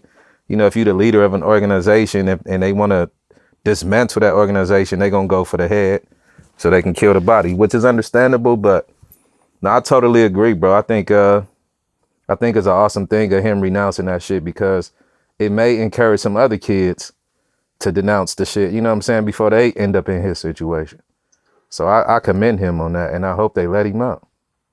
I mean, would you ever denounce being a Crip? Hell yeah. I denounce it right now. I denounce it right now, man. I ain't with that shit, Vlad. I'm just one thing about it, that shit is in me. It's gonna always be in me. But I'm living a different life. You know what I'm saying? Like if I was about that, if I was about that, I would be in Compton. You would be doing this interview from my neighborhood or some shit like that. Like, I'm not with that shit, man. Like that shit is suicidal. You know what I'm saying? It's suicidal. It's treacherous. You know, a lot of times you get killed by your own friends before, you know what I'm saying, your enemy kill you. Like, why would I want to put myself and make myself a part of that? You know what I'm saying? The only thing about me is I happen to grow up in it. It wasn't nothing that I chose. Like when I was born and I came of age, this is what my family was doing. You know what I'm saying? So I'm a person that really didn't have a choice. You understand what I'm saying? To a degree, I didn't really have a choice. It was like, it was cool to do when I was a kid. I'm a 70s baby. It was cool to do in the 70s. It wasn't a lot. Everybody wasn't getting killed either. Wasn't no drive-by shootings. And, you know, the worst thing, somebody got stabbed, hit with a bat. You know what I'm saying? So it was different when I grew up in it. And then when it got crazy, I was already a part of it type shit. But I wouldn't encourage nobody to do that. Like you can't even have a quality life if you join a gang. Like, yeah. Like you limiting yourself. Like, why would I tell any human being to do that? Like, I'm cool. Like, hell yeah, I'm cool on that shit. No, that's very mature. I didn't expect you to renounce being a Crip. Yeah, bro. Even though it's gonna always be a part of me, it's gonna always be associated with me. But I'm not with that shit. I wouldn't go against the rules of it or nothing like that, but I ain't with it. Yeah. I mean, like, for example, like, you know, Trae hasn't been on in a while, but me and him still talk. Like, I don't think Trae will ever renounce being a Crip. That's on him. That's his choice. Not to say he's not active or anything else like that, but I don't think he would ever renounce it. But you are actually renouncing it. Yes, sir. You heard it here on Vlad TV. On Vlad TV. Like, I don't think Snoop would care about that shit, I don't think Snoop would ever renounce being a Crip. Man, Snoop never really, I ain't gonna even get into that part, but yeah, I ain't with that shit. I ain't with it, Vlad. I ain't with it. Well, bravo, I don't man. want no That's kids. I don't want no kids to try to do what I did. Like, I'm not with that shit, bro. Like that shit, Cripping is, you know, it's something, bro. It's a part of the LA culture, and like I said, it'll always be in me. But if I was about that, I'd be over there doing it. I'd be involved in the activities, and I ain't. You know what I mean? I'm just not, and I would never do it again. Good on that shit. Well, I interviewed Blue Boy recently, a few months ago. Are you familiar with him? Yeah, from New York, right? From New York. Yeah. You know, and from what I understand, being in New York, he was always surrounded by Bloods, so he actually became a Crip to just be apart from what everyone else is doing. Mm-hmm. And, you know, he really put in a lot of work. He killed 3 people. He killed one person on the street, you know, when he was like 17 or something, and then went to prison, and he killed 2 more people in prison. One of those people was Larry Davis. Wow. Yeah, I heard about Larry Davis. Okay. Whoa. Larry Davis is considered somewhat of a folk hero. He was in a situation where I guess he was hiding out from the cops. The cops stormed his apartment, and he ended up like shooting his way out and shot a couple of the cops in the process. Yeah, I seen like a documentary or something. Yeah. Yeah, I seen like a documentary with that, yeah. But then a situation happened in prison where a Blue Boy got into it with a dude who was, I guess, a pedophile. And Larry Davis tried to intervene and get in the middle of it and end up getting basically killed by Blue Boy. Oh, okay. In the process. The interesting thing about that was that he got 10 years for killing Larry in prison. When you kill someone, or when you do a crime in the prison system, is it the same penalty as doing a crime outside? Absolutely. Or is it a little bit? Yeah, because when you commit a crime, yes, the same. So when you commit a crime in prison, whatever county that the prison is in, you're going to go to the court in that county, and you're going to the court. You're not going to court in jail. They're going to take you to court outside. So you're going to have a real trial as if you were on the street. They're going to charge you as if you was in society. Yeah, so it does count the same. So it doesn't matter, basically. It don't matter. Nuh-uh. Inside, outside, you're going to go to a regular ass court. Going to regular I court. just assumed, I guess me never really being in prison, I assumed there was some sort of jail court or prison court, No, but that's not a thing. No, that's for crimes you do in jail that are infractions against the system. That's when people go to the shoe. That's when you go to the hole and then you go to the shoe and all that. Yeah. But that's not really, I mean, that's just a jail punishment. That's right? a jail not punishment. really- It's not the, no. No, the jail, Yeah. they don't have legal status. They don't have legal status to convict you for things like that. Yeah. Only a judge can do that. Yep. Okay. Makes a lot of sense. Yeah. Makes a lot of sense. You know, a lot of people compare the NBA YoungBoy versus Lil Durk beef to Tupac and Biggie. Come on, bro. Why people keep doing this stuff, man? Like, this shit is so sad, bro. Like, I don't know. I don't know what to say about that. That's crazy. Well, I mean, because people I died. guess they like the Tupac and Biggie of the day, I guess, what, right? They like You the can say hottest that. young dudes that's out, which is Pac Yeah. and Big in their time. You could say that. Okay. But it's just like, I hate the comparisons, man, because it's different eras and you can't really compare eras with other eras because the circumstances are different, you know? Well, I mean, a lot of shit has happened. I mean, not only did King Von get killed when he ended up getting into a fight with Quando Rondo, and Quando's man ended up killing Von, but recently Quando Rondo ended up, his man just got shot and killed when he was in the car with him, I think in LA. You know, they're saying the shots were actually meant for Quando, and then his little man got killed. I think it might have even been his cousin. Yeah. And NBA YoungBoy recently announced that he's going on tour, and he's saying his first tour stop is Chicago, and he's going to have Quando Rondo with him. So essentially, you're going to the city. Is that true, where- though? That's what they're saying. I hope. That's like crazy if he's, I don't know, bro. I don't think it's smart. I hope that's not true. Yeah, but I mean, at the level that they're functioning at, I mean, YoungBoy is not doing club tours. Like, he's doing stadiums. He's going to do United Center. How is he going to get there? He's going to get there in transportation, right? He have to drive to Right. that venue from wherever the fuck he's coming from. Probably with 20 cop cars around him. Okay. But shit, some people don't care. I don't know. You know? Yeah, I mean, listen, me and 600 Chicago ain't Breezy, no telling. me and 600 Breezy talked about this exact same situation. Because even Breezy was like, you know, when the announcement, when they were playing around with the announcement, he was like, yeah, come Chicago, bring Quando Rondo with you. You know? Right. Bring them dudes. And we talked about it. I'm like, do you think anything's going to happen? He goes, no, because there's going to be so many police, you know, so much security and so forth. For someone to do something, it would have to be like a kamikaze mission. Do you think the YoungBoy could do a big show in Chicago and have it be No. okay? You don't think But so? no, this is why he can be okay if he do a show in Chicago. Like, just realistically, he NBA YoungBoy. It's going to be a He's stadium. a multi-millionaire. Yeah. He's going to have security with him. He's never going to come to Chicago with just his people. No. They're going to have security, armed security, like, Probably police. that's exactly what's going to happen. Yeah. So if somebody want to bump heads with him, they got to be able to throw it out. They got to be ready to throw it all away and be like, he got the police with him, but fuck that. They'd Yeah, have to but go in there it and say, seemed hazardous just to even put him in that situation, if you ask me. You know? Just to like, cause you know what's surrounding it. Unless y'all trying to set him up. You know? Unless you want something to happen so you can convict people. You know what I mean? I don't know. It just don't make sense to me. Don't make sense, Vlad. Like, I don't care how you put it. Like, you know what happened. You know the affiliation. Like, why would you put him in that, you know, under those circumstances? I don't get it. I mean, I guess it's business at the end of the day. I mean, Chicago.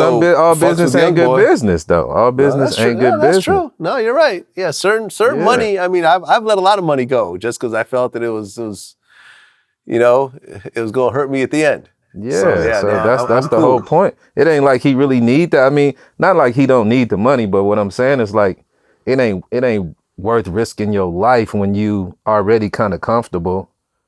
You know what I'm saying? Ain't like you starving. You know what I mean? Now, if you was starving, shit, what can I say? Because then your circumstances would be different. But Shit, you got I read something about he was like 30 million to 50 million up or something. Like, you don't need that little 200 and something. Fuck that money, man. Well, since our last interview, Draco the Ruler got killed. Yeah. Backstage at Once Upon a Time in LA. Yeah. And what's really disturbing about that is this is the first time a rapper got killed backstage at their own show. A lot of artists have gotten killed over the years, but usually it's, in their neighborhood, at a club, at a girl's house. But never backstage at a show that they're about to be performing at. And when you looked into his story, like before he died, he made a song called Ingleweird, which he essentially dissed Inglewood. And, not to say the song had anything to do with his murder or whatever else, but it was a sad situation because I'd interviewed him, before then, maybe, 6-9 months before that situation. He just got out of prison. He just, walked away from a murder charge. And like, he was getting hot. People were fucking with him. Drake just did a song with him. And he was really, Sweetie had a song with him. He was really like on his way up. He was making money for the first time and so forth. But he still tried to push that beef shit at the end. Dissing Inglewood was a weird type of thing. I feel like I haven't seen that since like, KRS-One did like The Bridge Is Over. Yeah. You know what I'm saying? Like, yeah, it wasn't smart, man. I mean, I get it because that was an old Crip way of dissing Inglewood back in the day. You know what I mean? Because Inglewood is mainly a blood city.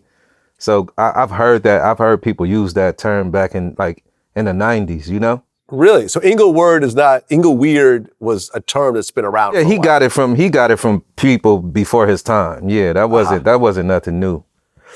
But I think his mistake was underestimating, the people he was beefing with, because like he shouldn't have went to that. Because I was supposed to go to that concert, and like before I go anywhere, I always ask about how, where you got to park at, like where, what's the distance from, the gate to where we park at and things like that. Because you got to know, because you come from LA, you got to know it's good. It's anybody could be there. You understand what I'm saying? And when they told me you had to park blocks away from the venue and walk to it, I didn't want to go.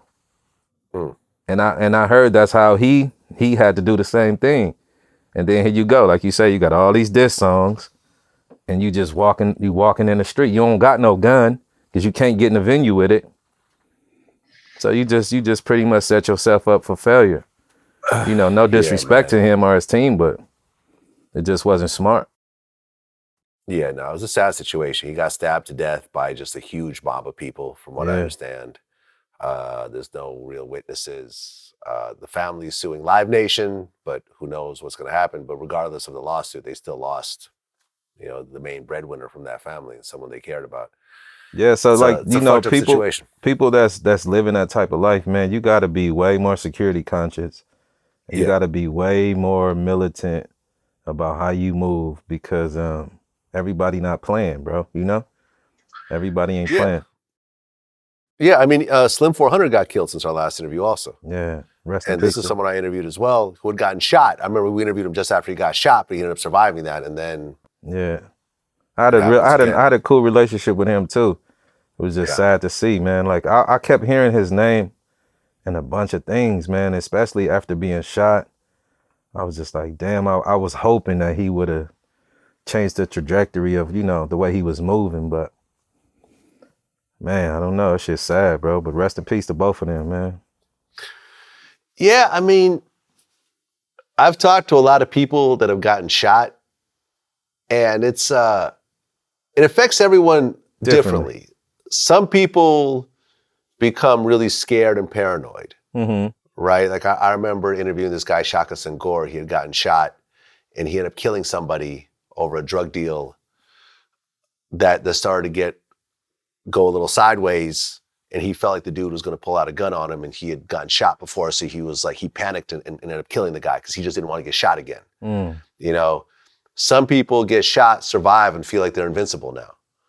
Like people like a Tupac, 5 shots couldn't stop me, I took it and smiled. Like, you know what I mean? Like, Well, when some people almost feel like like they're Superman now, and there's nothing they can't do. Yeah. So it's a weird type of thing. I don't know what Slim was into. Like, when you mentioned that, I wasn't close enough to the situation, but Well, the thing was sad. he was a known affiliate. He was a known gang member in Compton, and their neighborhood have real beef with real other known gang members. And it's like, then you trying to rap. It's like it's the same thing I tell people. I did the same thing, and I ended up in prison, and they was trying to give me life initially too. And it's like I know from experience that if you trying to do this, you should mix it with that. You understand what I'm saying? Which is kind of hard to do because a lot of people just don't really know no better. You know what I'm saying? And then usually the people that surround them is people from their hood. And a lot of times if you keep a certain element, because everybody from the hood ain't stupid. Like a lot of my homeboys used to tell me to stay away. You know what I'm saying? Like, don't be over here. You know what I'm saying? You got something good going for yourself. You know what I mean? That was my intelligent homies. Like, they wanted to see me do good. Like, I made it out, stay away. And then other people wanted to be with me and wanted me to be around. And you understand what I'm saying? So you have both of those type of things. But I just know when you trying to, especially when you have success, your best thing to do is you should just get up out of there. You know what I mean? Because the more you're around and anything happen, you're involved. One of my YouTube members, Willie Jones, he actually brought up an interesting question. He said, what are your all-time top 3 Crip rappers and top 3 Blood rappers? He said, about to me? Yeah. He asked me. My all-time top 3. Top 3 Crip. Let's start with the Crip rappers first. Whew. Damn. It would have to be Easy. Okay. And that's everybody other than me, right? Other than you. You got to take yourself out of the list. I would say Easy. Yep. Definitely Jail Felony. Jail Felony. Okay. Yeah, Easy, Jail Felony. Yeah, if you know his first music, oh man. That music was that was ghetto gospel for real. So I would say Easy, Jail Felony. It had to be Snoop. It had to be Snoop Dogg. Yeah. Yeah, because I would have said Cube, but Cube, he's from the neighborhood, but he's not really from there. You know what I mean? He grew up there, but he's not really affiliated. So it would have been Cube, but I would have to say Snoop, yeah. You're forgetting a big one. I'm forgetting a big one? Yeah. Like who? Nipsey Hussle. For sure, but Nipsey is he's more of the new generation. You understand what I'm saying? Like if you would have gave me generational periods, then yeah, I would have put Nipsey in the new. No, I gave you all time, and actually you're right. Yeah. He is younger. Yeah, for sure. But Nipsey, he had to be added to that list somewhere for sure. And then you said Bloods, right? Blood rappers, top 3 Blood rappers. So I'm gonna say Quick, DJ Quick, Mossberg, and probably Mossberg, rest in peace. Rest in peace, and Mac 10 maybe. Okay. Yeah. Okay. Yeah. I guess Lil Wayne ain't on the list. I like Lil Wayne. It's like he's just from a different era. That's all I'm saying. Different era. I'm giving you from the era that I kind of grew up in type shit. Yeah. Okay. So MC8 wasn't on your Crip list. Nah, cause it's not that I don't like 8, but because I was a rapper, I was more into lyricism. You know what I'm saying? I was more into lyricism and diversity when it came to rappers, you know? And 8 is definitely a G, but he definitely wasn't at the top of that list. Nah, I wouldn't put him at the top. Well, that's fair. Now, I don't think that's a disrespect to MC8. Nah, not at all. MC8 is dope. But yeah, I feel like MC8 was more of, I don't know, he would make you feel sort of what he was MC8 into. got some of my all-time favorite songs. Get the Duck Sick, One Time Gaffled Them Up, and a couple more that I can't think of right offhand. Straight up Menace. Straight Up Menace. Oh, and then It's All for the Money, that one song. He did it to an old school beat. Yeah, he got some shit, he got some classic shit. But it's just, I was just thinking of the people that just had more of an influence on me, you know? Last question. Yep. And this is a question I brought up before to some other people. If you could ask God to forgive you for one thing, Mm-hmm. what would it be? If you could ask God to forgive you for one thing, what would it be? My crimes, the things that I've done to people, I pray for it every day. Damn, I'm getting witch calm already. That's cold. I pray every day that he forgive me for all the bullshit I've done. For one thing, what would it be? For being disobedient? For knowing and having the ability to do the right thing, but choosing the opposite. Yeah. Good answer.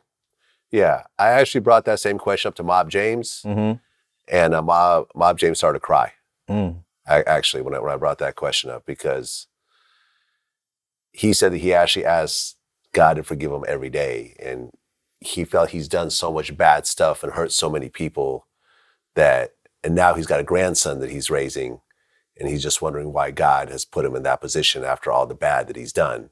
That he now has a second chance to raise this kid, because his daughter was in prison, and he literally just started to just bawl in the interview. I think any intelligent person should always ask forgiveness all the time, all day, every day, until they last breath. So I think, I think it's good. I think it's a good thing that he do that, for sure, because I do too. Yeah. I do too as well. Right, because you're Muslim. Yeah. But you weren't raised Muslim, right? Not at all. You were Christian. Yep. Was there a point that you decided to become Muslim? Or was there like a set of events that really determined that? Well, it was just an initial search, a soul search. It went from a soul search to having debates, and then just, having conversations, and the conversations were causing me to grow, and it was really enlightening me in a different type of way, until God just turned my heart, the way that I feel is the right way. And I accepted Islam then, because see, in Islam, we don't ever say like we chose, because there's no way for me to understand something I possibly didn't know about unless God gave me the understanding. You understand what I'm saying? Yeah. And so we say God chose us. It's not that we chose him. He chose you. So that's what I ultimately believe. But like I said, it came from initial soul searching, debating, and then just having conversations, and then being enlightened by what I was learning. Yeah. Yeah, no, I remember, Napoleon, who's been on my show a few times. Mm-hmm. I remember really understanding the depth of his devotion to Islam. Yeah. When he told me, because, I don't know if you know his story, but when he was a kid, a group of men came in and killed his parents. Yeah, while they were there, right? Him and his brothers, yeah. While him and his brothers were there, yeah. They witnessed it. That's cool. And at one point, someone had reached out to him from prison and said, hey, I just became, cellmates with one of the guys that killed your parents. And I could do something to him if you want. But he said, according to Islam, if you know that someone is going to be killed, it is your duty to stop that from happening. Yeah. Regardless of who that person is.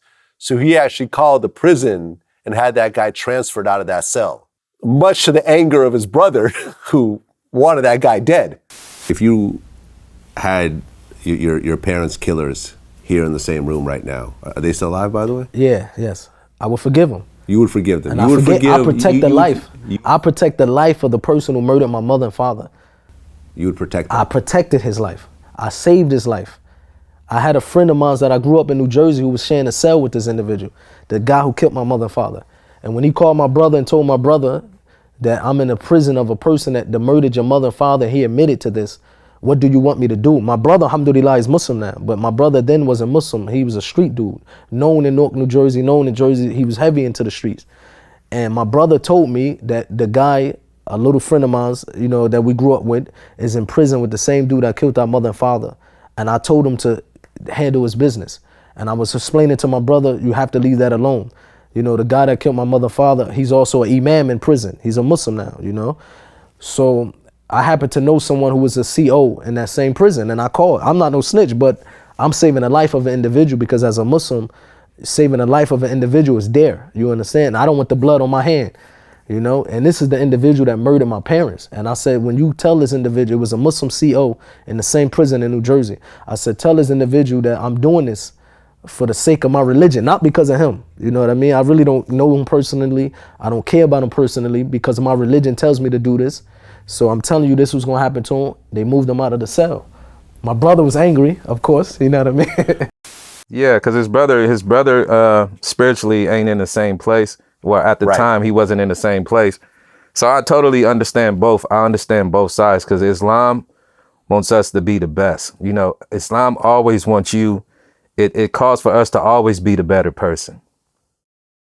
You understand what I'm saying? Yeah. So he did the right thing, you know, but it's hard to do. So that's how you know his growth. You know what I mean? Because that's your parents. It's not like your friends, your parents. Like, so, yeah. So, you know, he did the right thing, man, for sure.